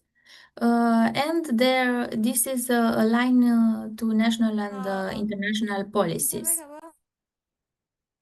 Okay, I will not present every policies. Maybe you can see and compare that there are link this kind of policies. For example, the strategy for the rights of person with disability, it is begin in 2021 in European Union, and in Romania, it is adapt this strategy, and in 2022 begin also in Romania to be implement this kind of strategy in education, in social protection, and so on. This is the second part of my presentation, and I want to be more focused on inclusive practices at my university that I represented, Ștefan cel Mare, from Suceava. In our university, inclusive education is not just concept, it's not something abstract. So we don't want to be something abstract. It's a growing practice supported by institutional frameworks, academic initiatives, and community engagement. First, our university has clear policies and new policies ensuring access and equity for students with special educational needs. We observe that more and more we have more and more students, university students with special needs. But also we are focused on other vulnerable groups. Students from rural areas, students from ethnic minorities, students that have some social or economical problems, and so on. That's why we also have a dedicated support office for students, for disability students, and other accommodations. Academically, we implement inclusive strategies such as personalized learning plans, and somehow alternative assessments depends the case. And it's important to use the assistive technologies to support students to participation and to be included. For example, when students suffer have some I don't know, visual problems. Yes, maybe we have some blind students. It's important to give them another kind of materials, maybe more auditive materials, and another assessment. It has been done. Behind the classroom, the university also is involved in several national and international projects, and I will present some of them later.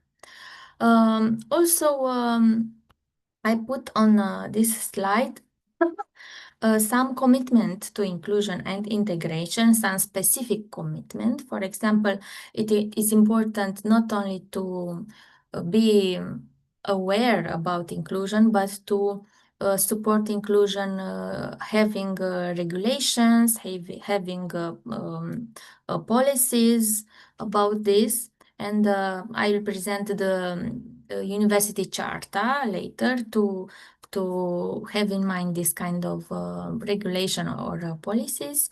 Also, the university it's important to have an accessible infrastructure, ramps, elevators to adapt learning platforms.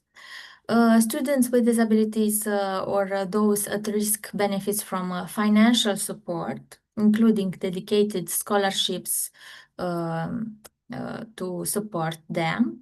Also, university provides personalized education support, including academic counseling, learning accommodation, and like I said already, alternative assessments. It is the case of this kind of assessment. Behind services, we foster a culture of inclusion through awareness campaign, workshops, community engagement, to develop community engagement for inclusion. And not the last one, but it's not an important, but it's very important to have this in mind. Faculty in our staff in our university, it's training on inclusive pedagogy. All the teacher every year participate in some training course to develop the inclusive skills. Yes, all of the teacher from all the faculties, I don't know, medicine, law school, and so on, they participate in some training to develop these inclusive pedagogy skills.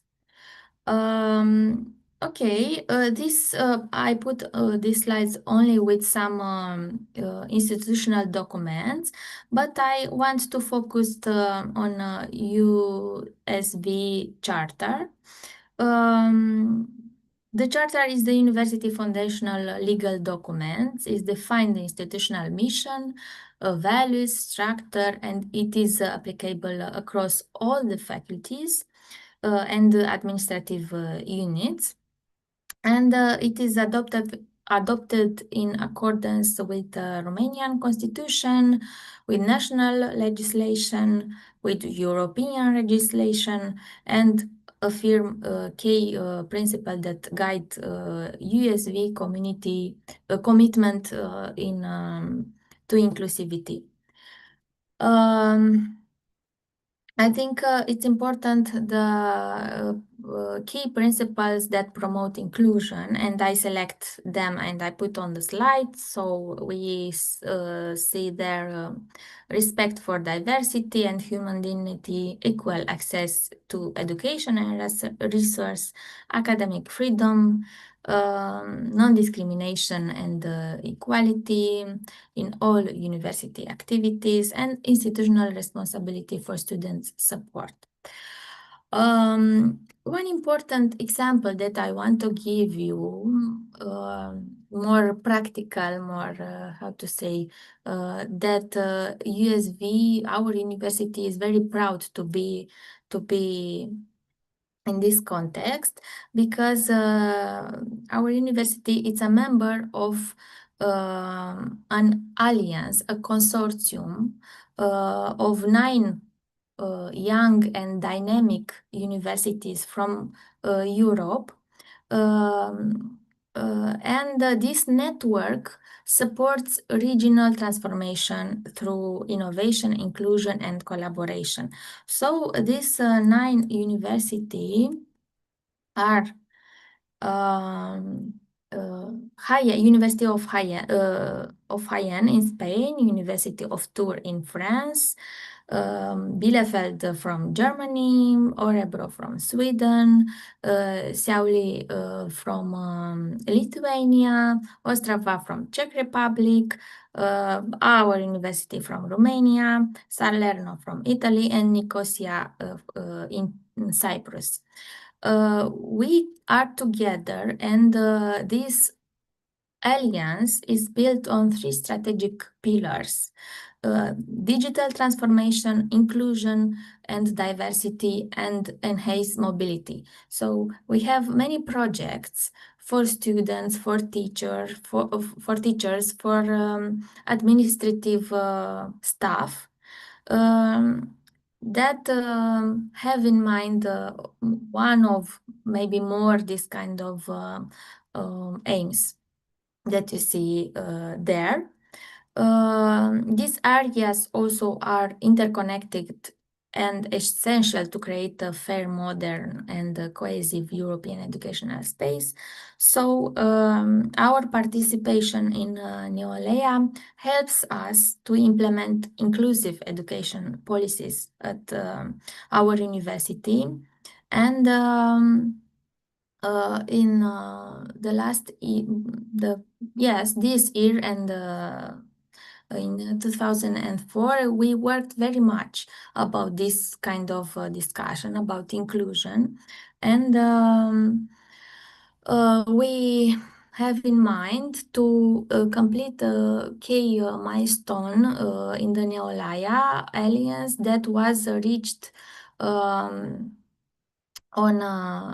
May 2025, when the rectors of all 9 partners officially signed the Neolaya Diversity Inclusion Charter. So we have a common charter, like a common constitution, how to say, that represents a unified and public commitment to creating inclusive academic environments that welcome, support, and empower all students and staff, of course. It's built upon the core values promoted by the European Union, which are equality, respect for diversity, and social cohesion, and defines common objectives for inclusive practices in teaching, mobility, research, students' life. And I will present this on this slide the core values, which guides inclusion in our Neolaya Alliance. We see that respect human dignity, equal opportunities, gender equality, well-being for all, global European citizenship. And in concrete actions, these values are transferred in 4 key areas that are research, teaching and education, leadership and governance, and campus culture and society. So Neolaya, our alliance commitment to inclusion is not abstract. It is implemented through structured actions in this kind of 4 connected domains. Here we have some, I want to give another examples of a project. Neolaya also, it's an important networking. And thanks to our alliance, we develop some research projects with other partner, like University from Bielefeld, Germany, and others. And here I want to give some examples about our projects. Not all of them are linked with Neolaya, but some of them there are. Our university it's interested, like I said, also in a research area to develop inclusion. And I give some example. By that some partnership projects like building bridge which supported families of children with special needs. Another project that I had very involved was Promex, which addressed school-based mental health across Europe. Educardia explore how digital tools can enhance social emotional development and inclusion in school climate. And I will present more deeply a prize project and Ideate project because there are the newest project in our faculty. And a prize project, it's one of the newest Erasmus Plus projects coordinate at Ștefan cel Mare University from Suceava, and I am very honored to manage it at the institutional level. The main manager is from Greece, from National and Cappadocian University of Athens. The project addressed a very sensitive and important topic that is promoting religious inclusivity, specifically focused on Muslim communities in Greek educational context. Greek is a Christian, Orthodox Christian country, so it is very important to have in attention and minorities from other religion. In partnership with National University of Athens, University from Sofia from Bulgaria, and another university from Greece, Democritus University of Thrace, we aim to develop to have some research and also to develop for educators, including training modules and inclusive curricula approaches. Our university brings to the projects the expertise in inclusive education in general and in teacher training. And we aim to strain a cultural dialogue and equity in educational system affected by religion diversity. Also, I want to present some results from these projects. It started in 2024, and I presented already the objectives, and I want to present some results, like I said. This month, for example, we have finalized the qualitative data analysis of the project. The study involved interviews with 30 educational actors from Thrace region in Greece, including public and minority school teacher, Islamic instructors, and school principals. Our findings relieved serious inconsistencies in managing religious diversity. There is no unified policies for religion exemption, and Islamic teachers often lack institutional recognition and teaching resources. So they are marginalized, how to say, category. While some teachers use interactive methods that are also good examples, to promote inclusion, others face major curricular and structural limitations, and especially in minority schools. School leaderships, for example, tries to be inclusive, but lacks formal guidance and support. They don't have some support and guides to see how to manage this kind of situation. Parents and communities are involved sporadically with little institutional coordination. That are the results that we how to say discover in this kind of research, in this kind of qualitative research. So these results underline some needs for systemic change, not just for good intention, but clear frameworks, recognition, investment in inclusive education. Another example that I want to give you, it's about IDEATE project, Inclusive Digital Education and Teacher Empowerment Academy is the long title of our project. Is built on a solid international partnership with 5 universities.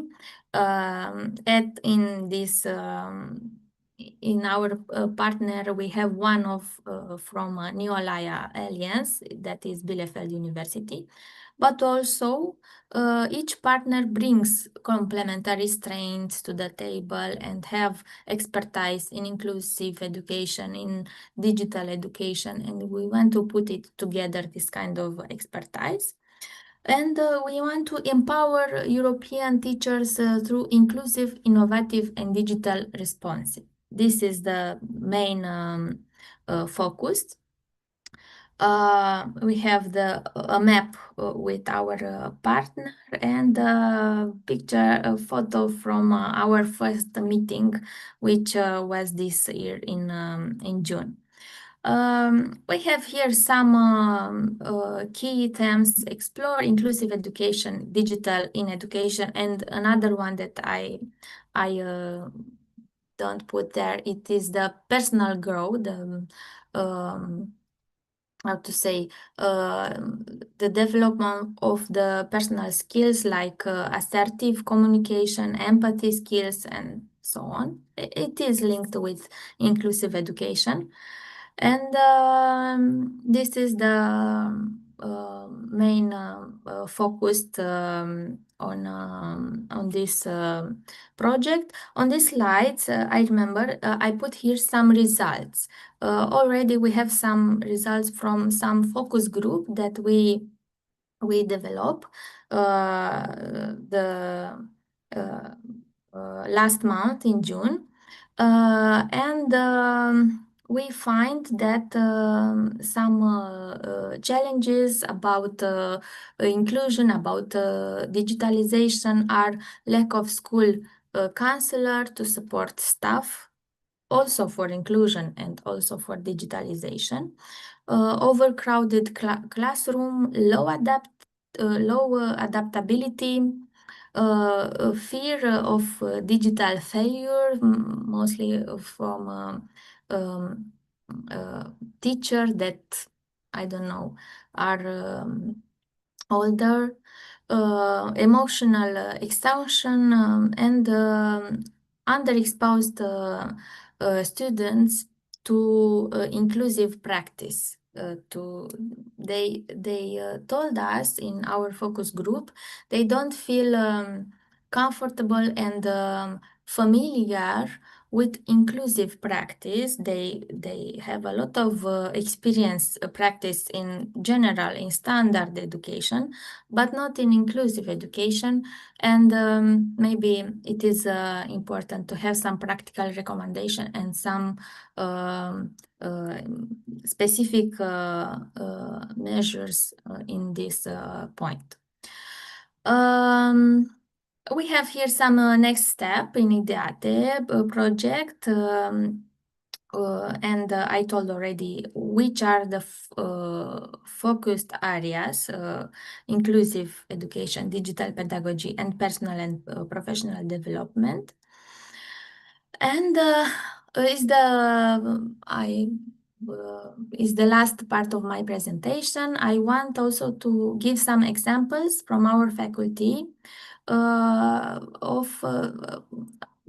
to see how students are directly implied in some extracurricular activities, but having in mind the inclusion. And I can read this, but maybe it's better to have some examples. Students have participated in international learning exchanges at university such as Örebro, Bielefeld from Sweden, from Germany, and they insights into inclusive models from other European contexts. So they go there and learn from other European educational systems about inclusion. Another example is a professional exposure. We try to have this kind of experience from students to organize working visits to local school and specialized center, allowing students to engage directly with children and adults with disabilities, with special needs, and with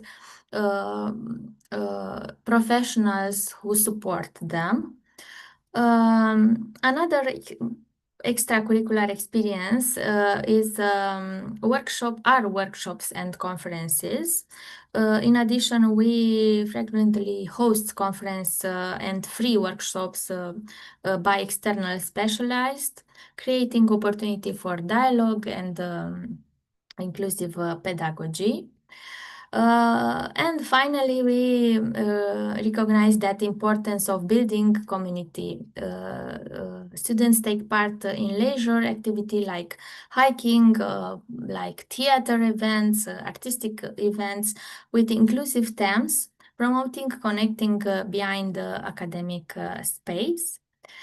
And I want to end my presentation with this quote by Nelson Mandela: "Education is the most powerful weapon we can use to change the world." Thank you very much for your attention.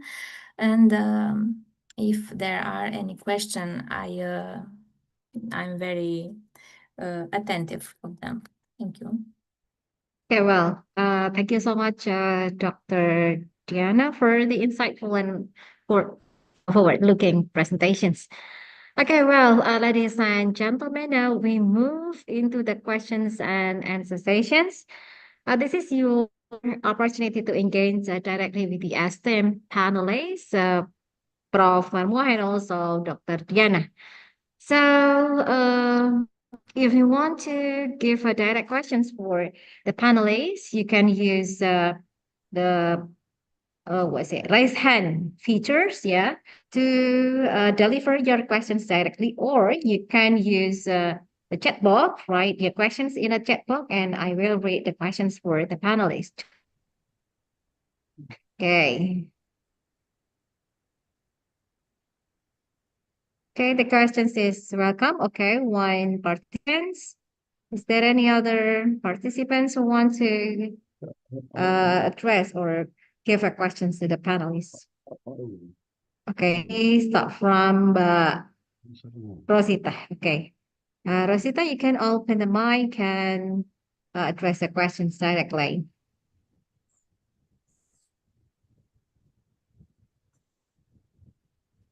Okay, my name is Rosita, a postgraduate student in primary school teacher education at University. Okay, wait a moment, but Rosita.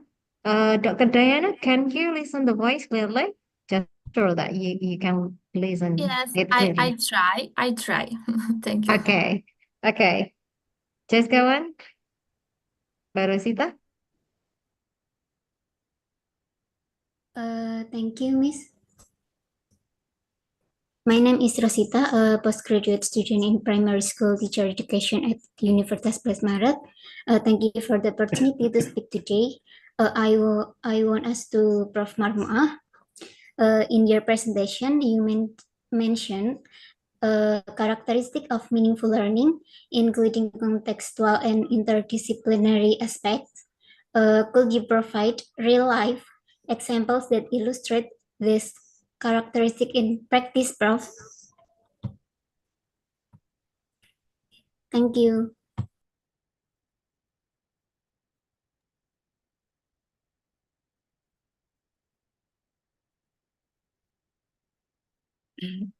Okay, Prof. Mamua? Yeah. Okay. Okay, thank you from the Rosita. Yeah. Okay. Okay, Mbak Rosita, thank you. I will try answer from Mbak Rosita question. In my presentation, I describe about the characteristic of meaningful learning atau kebermaknaan dalam pembelajaran. Yang there are four characteristic: contextual, interdisciplinary, active, and reflective. And her question about contextual and interdisciplinary, right? Okay. The first aspect about meaningful learning is contextual. Contextual is at some of teacher teaching related to the real life of student.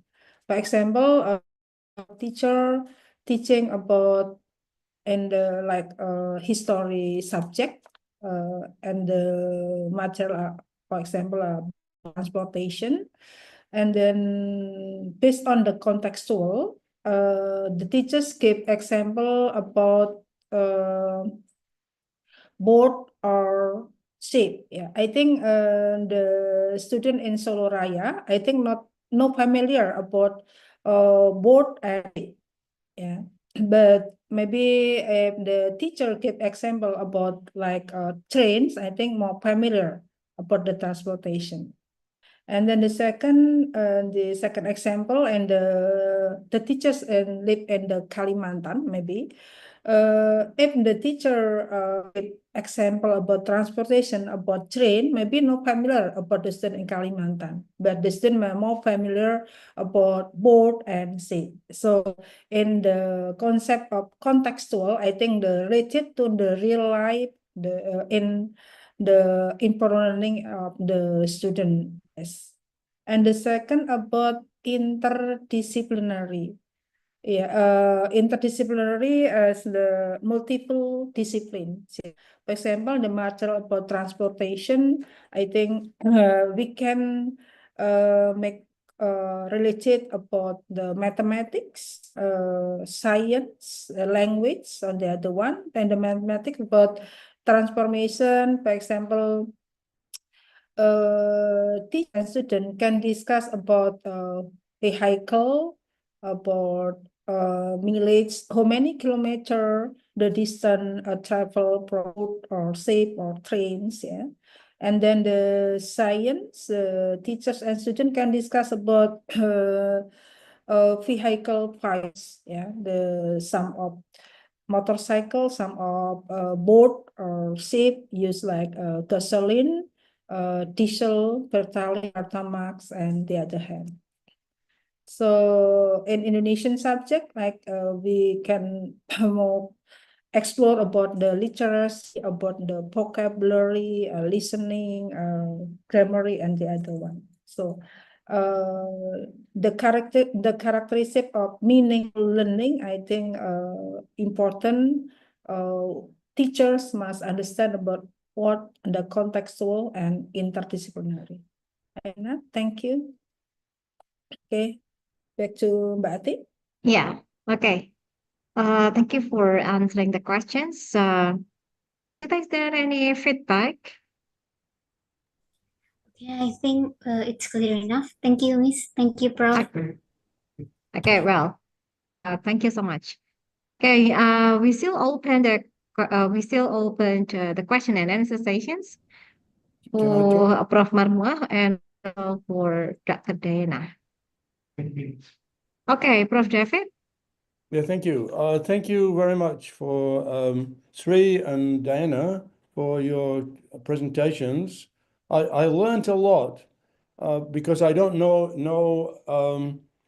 all these new developments in Indonesia, and my knowledge of inclusivity and the kind of work you do is very minimal. So my first question is to Diana. In Australia, there is also a discussion about the type of inclusivity that you're talking about.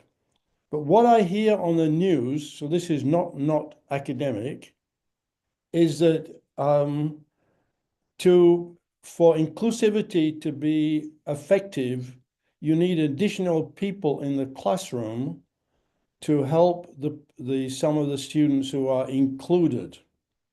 And there's not always enough people, adults, to be able to help the teachers with the students who are included in the classroom.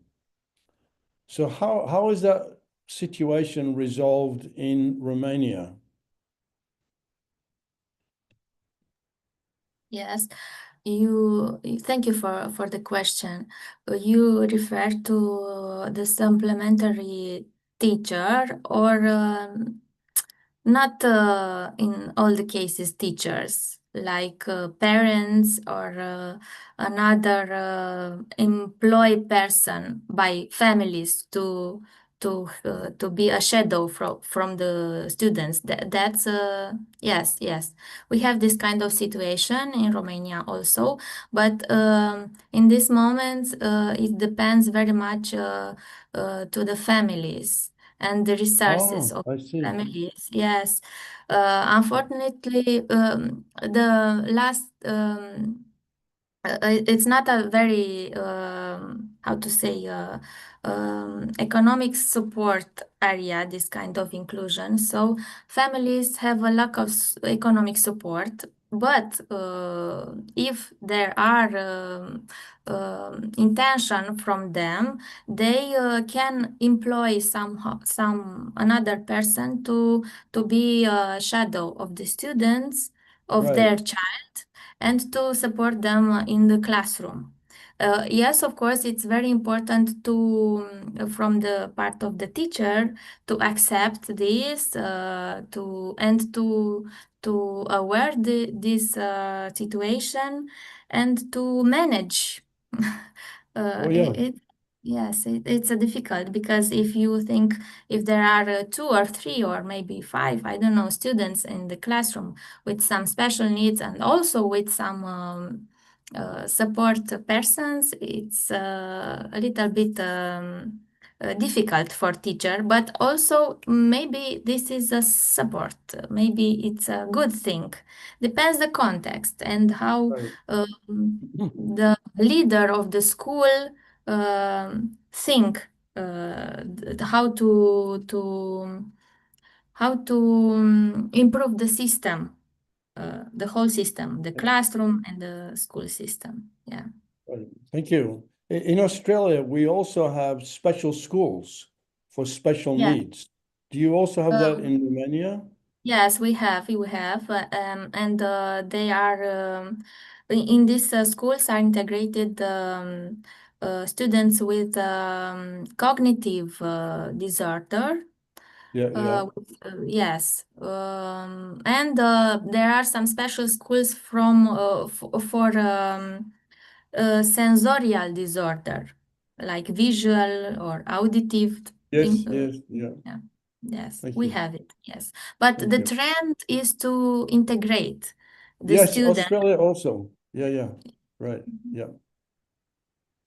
Thank you very much. Very interesting presentation. Thank you.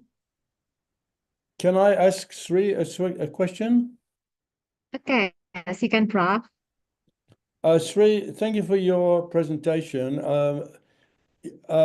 This deep learning is putting a lot of responsibility on the teacher and also on the students.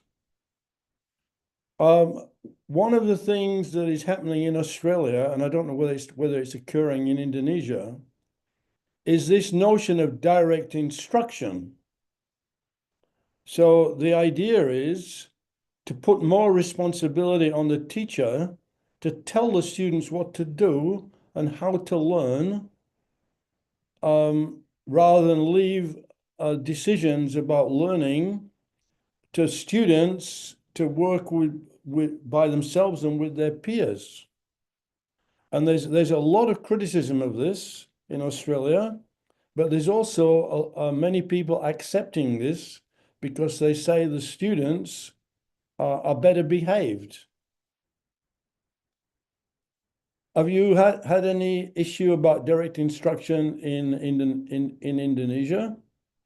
And my related question, how do the students manage with all this responsibility for their own learning? Thank you.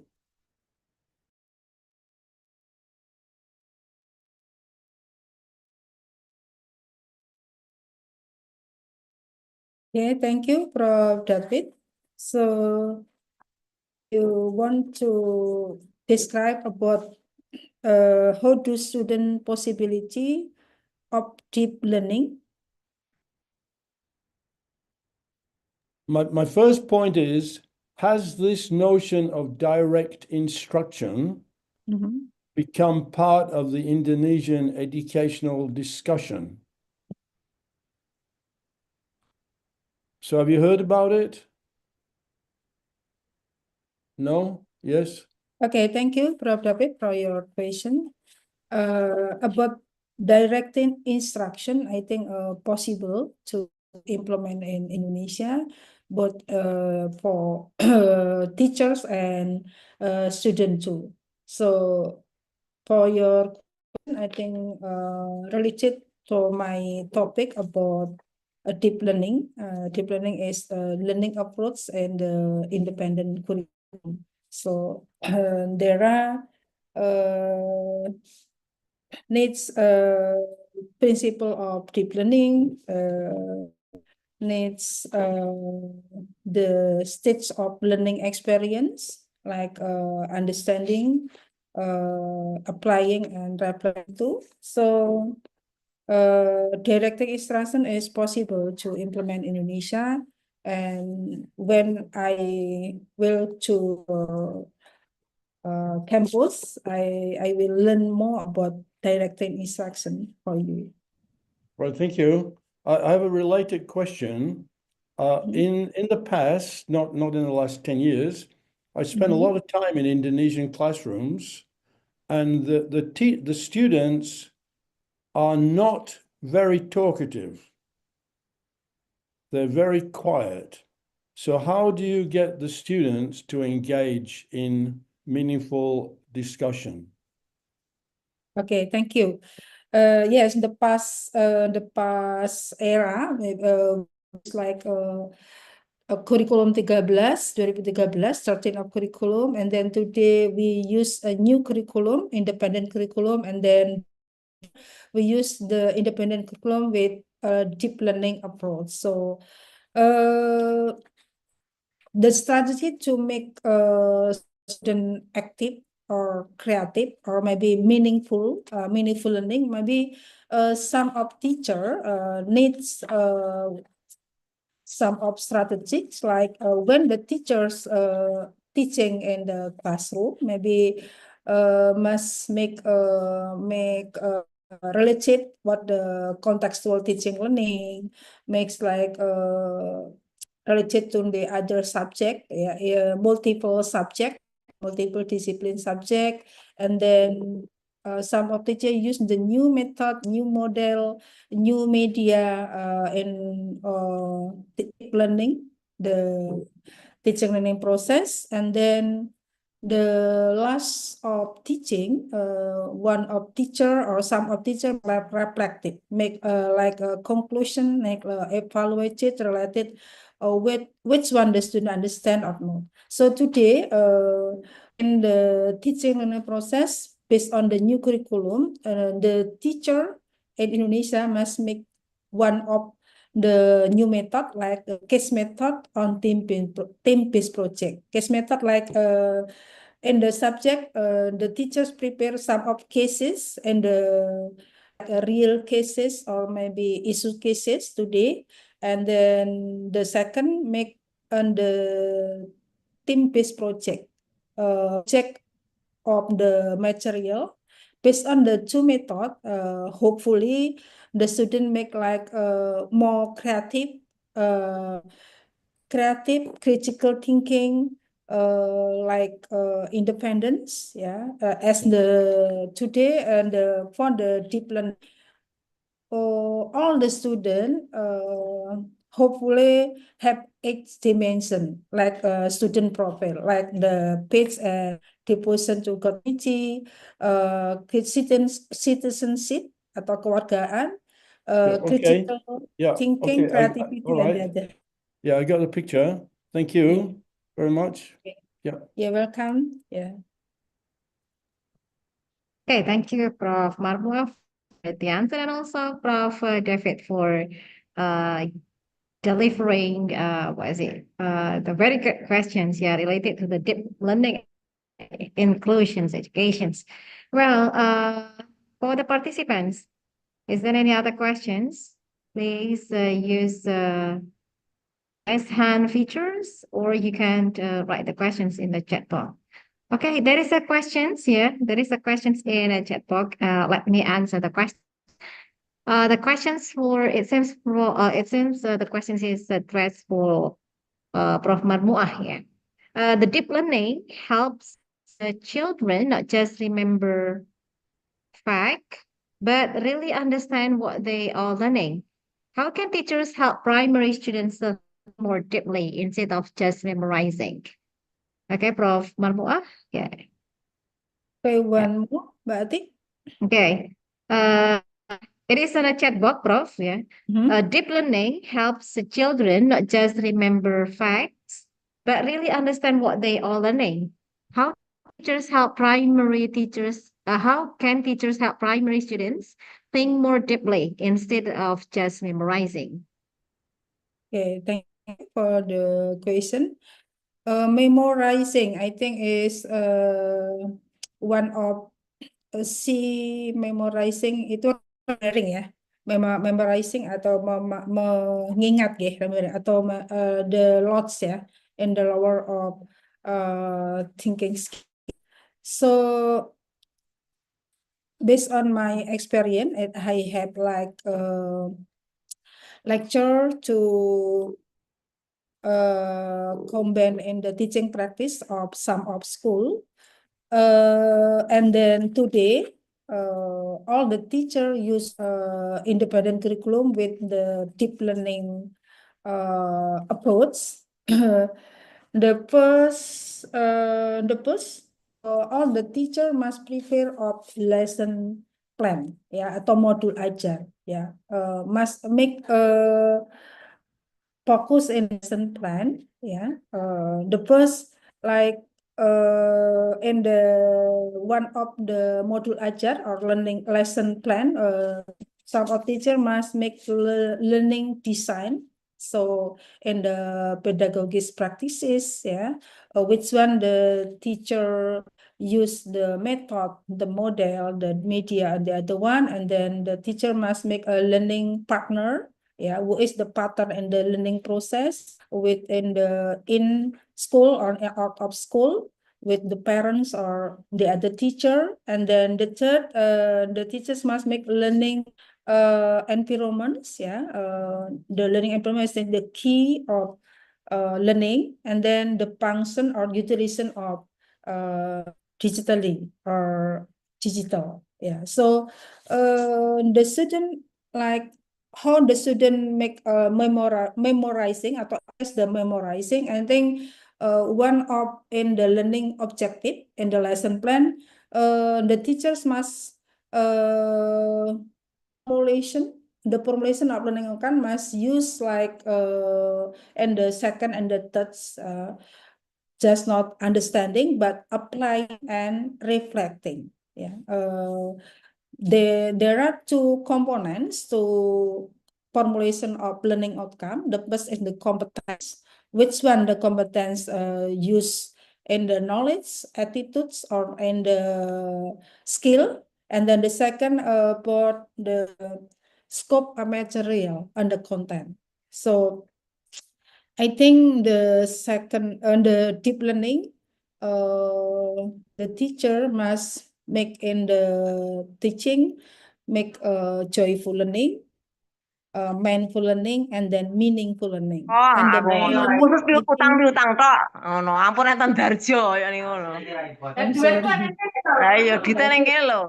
Okay. Yeah. Okay. Yeah. Yeah. Okay, so make understanding, increase the memorizing. I think the meaningful learning is important to the teacher. Okay, thank you. Okay, thank you, Prof. Marmua, for the answer. Well, I have another okay. question. If there's no other question, I Yeah. have a question. So, Okay, perfect. Diana, in your key themes, you mentioned with this inclusivity, there's a lack of school counselors, there are overcrowded classrooms, there's fear of digital failure, and there's emotional exhaustion. So how are those issues being addressed by your university, your country, or the EU? Yes, thank you for the question. That you mentioned are some results from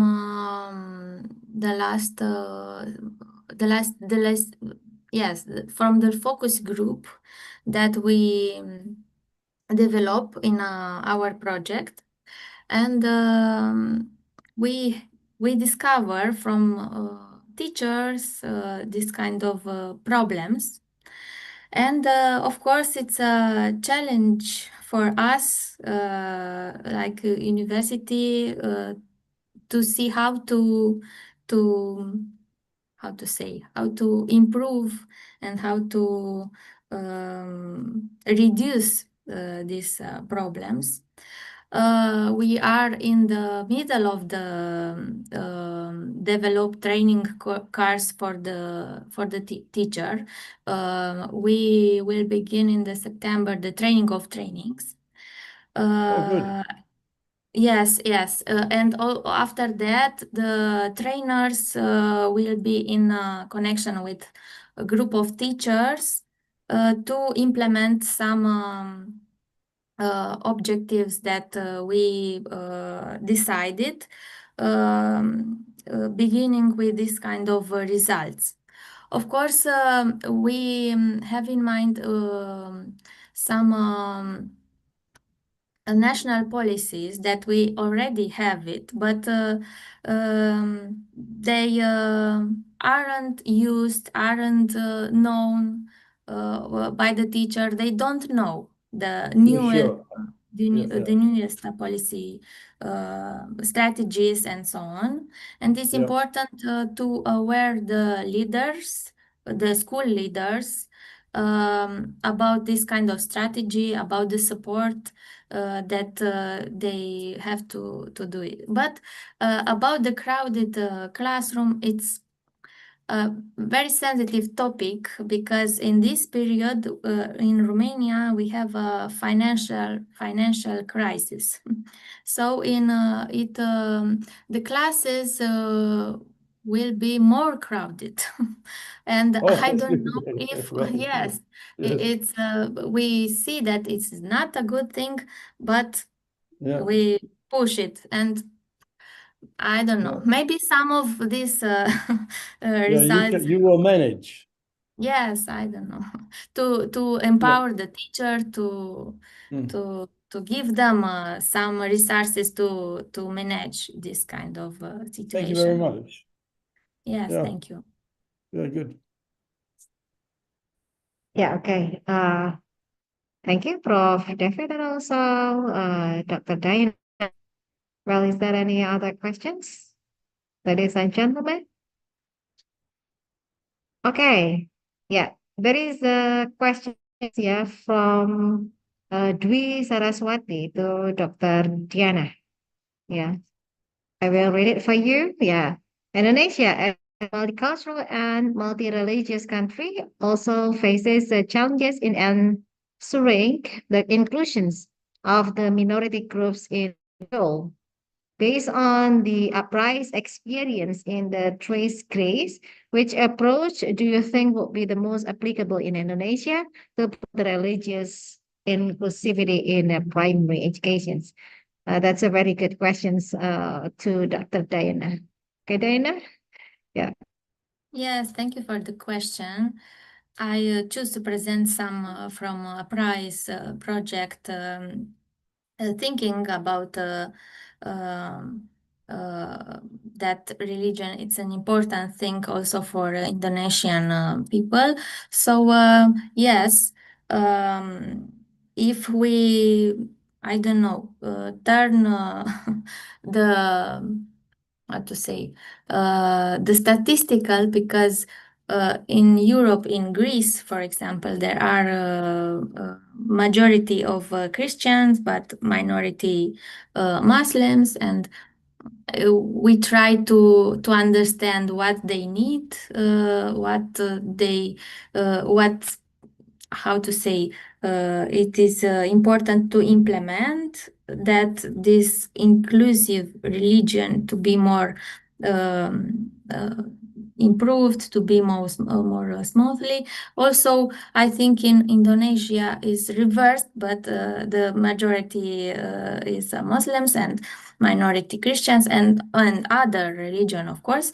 And I think it's important for the first step to understand the needs, to have an idea, to talk with the people, with teachers from minorities, with principals from minority school, and to understand the local problems, because sometimes we see some general standards, some general aspects, but in every single interview, we find something else.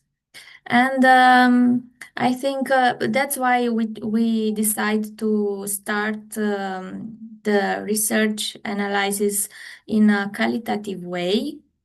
And after that, we will have a stage of quantitative data to have an complete image about the needs. And I don't know, we are in the middle of the research project. I don't have the results. I don't have the, how to say, something very clear. But I think important stage is to have this connection with minorities, and to be with them, and to aware them that somebody wants to discover and are interested to help, to support, and they can express about challenges, about fears, about maybe they come with solutions. Maybe they have in mind the solution, but they don't have to. I don't know. They don't know that something it can be done for them. So it's important to see the specific problems and to connect with the minorities, I think. Thank you for the question. Okay, so much for the answer. Is there any feedback, Dwi Saraswati, or it is enough? Enough. I think, yeah, okay, I think it is enough, yeah. Ladies and gentlemen, thank you to all. Thank you also for your participations, and also for your excellent questions, and your and for our speakers, yeah, for their thoughtful and generous responses. We hope this discussion sparks future collaborations and research across our institutions and disciplines. Ladies and gentlemen, yeah, since there is no questions, yeah, we have now reached the conclusions of our panel sessions. So, research and innovations in education for sustainable development must prioritize inclusive practices and foster deep learning that empowers all learners to think critically and act sustainably. By embedding values of equity, diversity, and active engagement, education can drive meaningful change and prepare students to become responsible global citizens in an increasing complex world.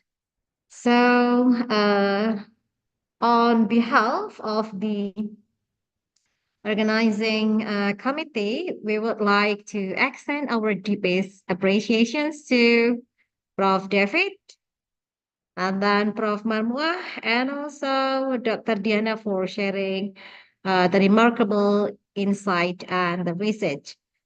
And your contributions, yeah, for today have not enriched our knowledge, but also remind us of the importance of continuing to innovate, collaborate, and act for the betterment of education and the sustainability of our global future.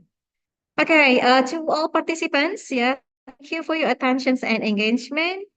And we will go back to the MC. Yeah, see you in the next Miceri 2026. Yeah, again and again, thank you, Dr. Diana, and also Prof. David and Prof. Marmuah.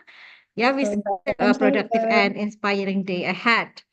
So time go back. So the sessions go back to the Master of Ceremony. Thank you so much.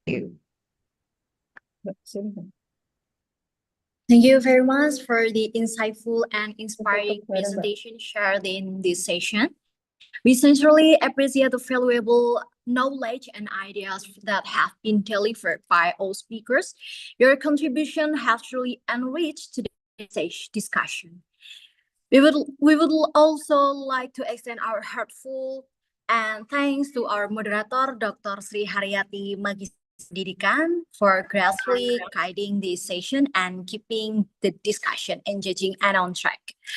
We hope this session has been meaningful and beneficial for all of us. Let us continue to work together in advising educational research and innovations.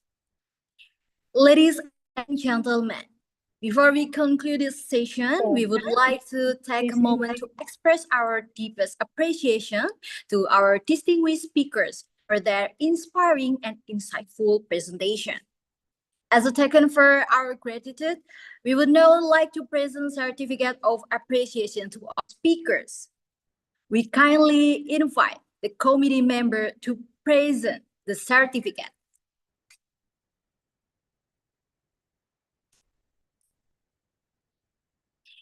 The first certificate for Professor David F. Triggers from Curtin University of Australia.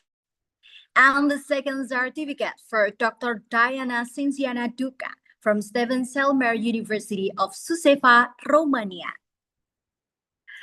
Okay, the certificate will also be sent digitally to its speakers as a symbol of our sincere thank you for the valuable contribution to Miceri 2025. Ladies and gentlemen, we would like to inform you that 1 a.m. we will continue the parallel session, which will be guided by its assigned moderator. Participants are kindly requested to join their respective breakout rooms according to the session schedule and room assignment. Please make sure to be ready and present on time, as each session will begin promptly at 1 a.m. Thank you for your attention, and we hope you enjoy the next session filled with valuable insight and discussion. Let this conference inspire us to continue innovating sustainable education. Wassalamualaikum warahmatullahi wabarakatuh. Thank you and see you again in the 4th Mini International Conference of Education Research and Innovation 2026. Thank you. Thank you. Thank Bye-bye. you, Prof. David. Thank you, Thank you. Diana. Bye. See See you next time. you next time. Yeah. Bye-bye. Bye-bye. Bye. Yeah. Very good. Leave. There we go. Leave. Leave the meeting.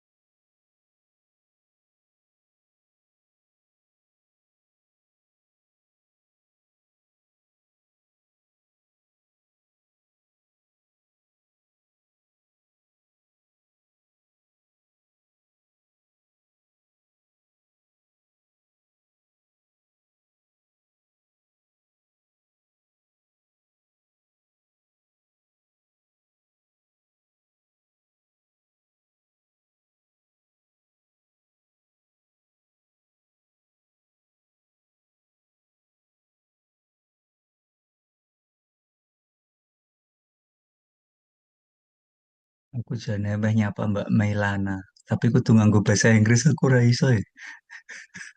Mbak Indri bareng, Mbak ndang bukaan kamu videomu iki. Bisa ya, Pak. Pripun Pak Kepala? Ngono nganggo basa Jawa ngono lah. Lah nganggo bahasa Inggris aku arep met mau ameh menyapa ngono bingung aku. Ya wes toh, tinggal good afternoon everybody. Masih direcord, Mas.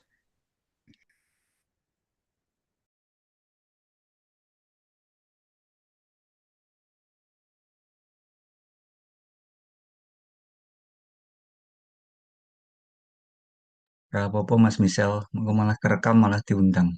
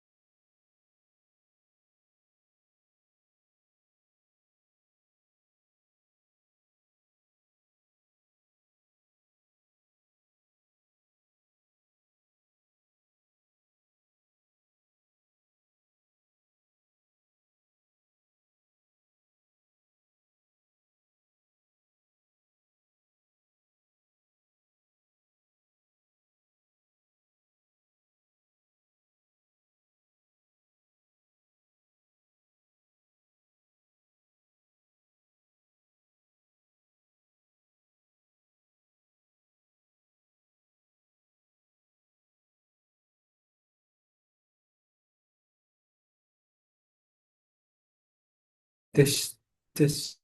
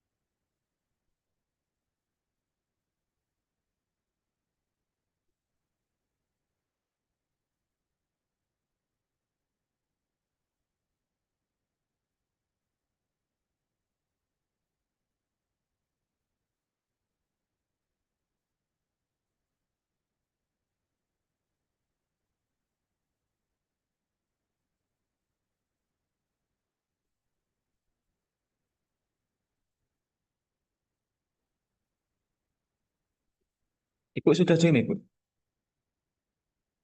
Ibu sudah join? Nggih, saya Atik, nggih, Atik nggih. Cepat, mic co-host.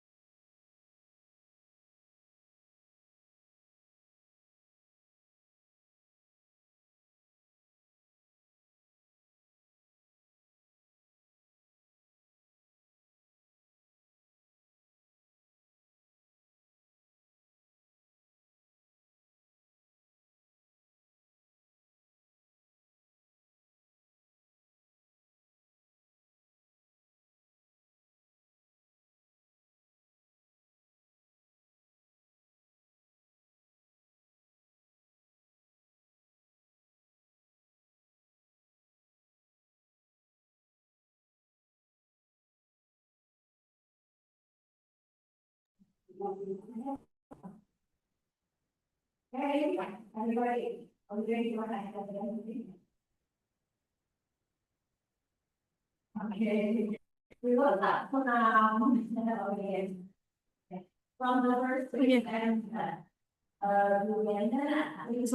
warahmatullahi wabarakatuh.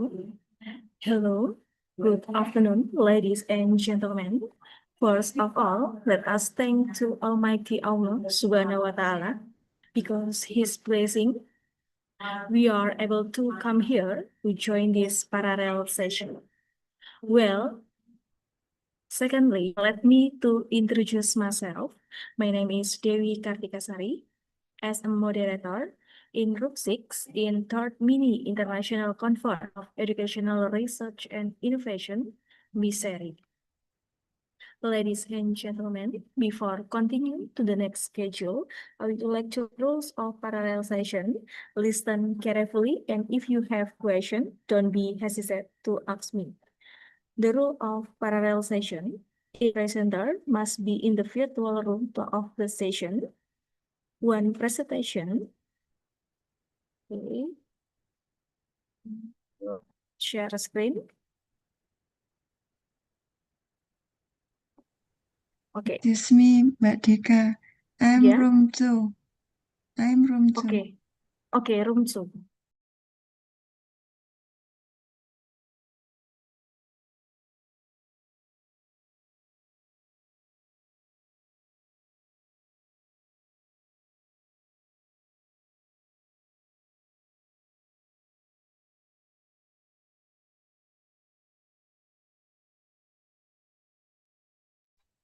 Maaf Mbak Dika, tadi saya dimasukkan di room 2, seharusnya saya di room 3. Oh, ini room 6 tuh, Ibu. Mohon maaf. Oh, tadi suruh keluar. Oh, ini sudah ada notifnya. Terima kasih. Ya. Baik. Ini saya berada di sebentar.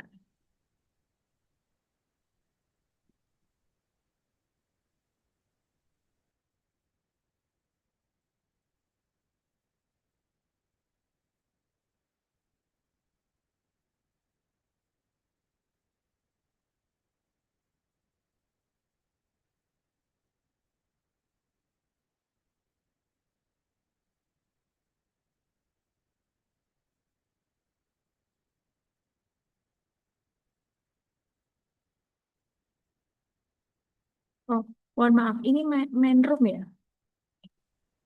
Iya.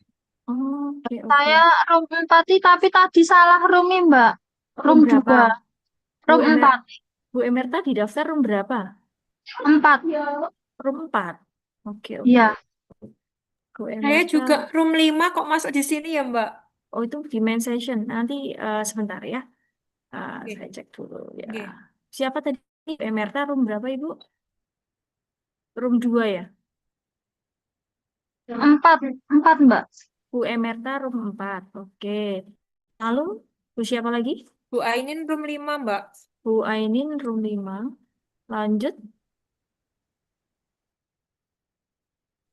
Sudah. Oke.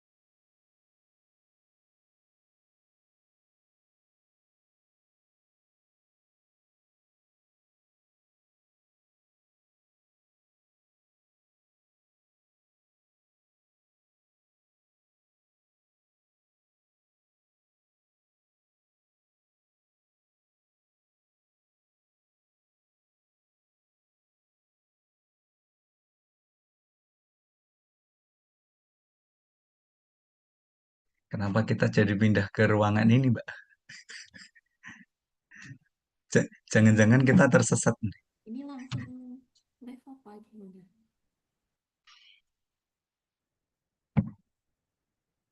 Belum ada briefing lebih lanjut sih, Pak. Ini harus kemana?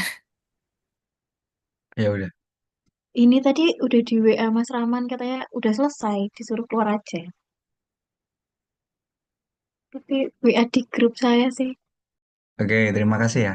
Dah, asar Iya, dulu. selamat bagus. Nggih, kita melanjutkan aktivitas lagi. Nggih, makasih Mbak, Mas.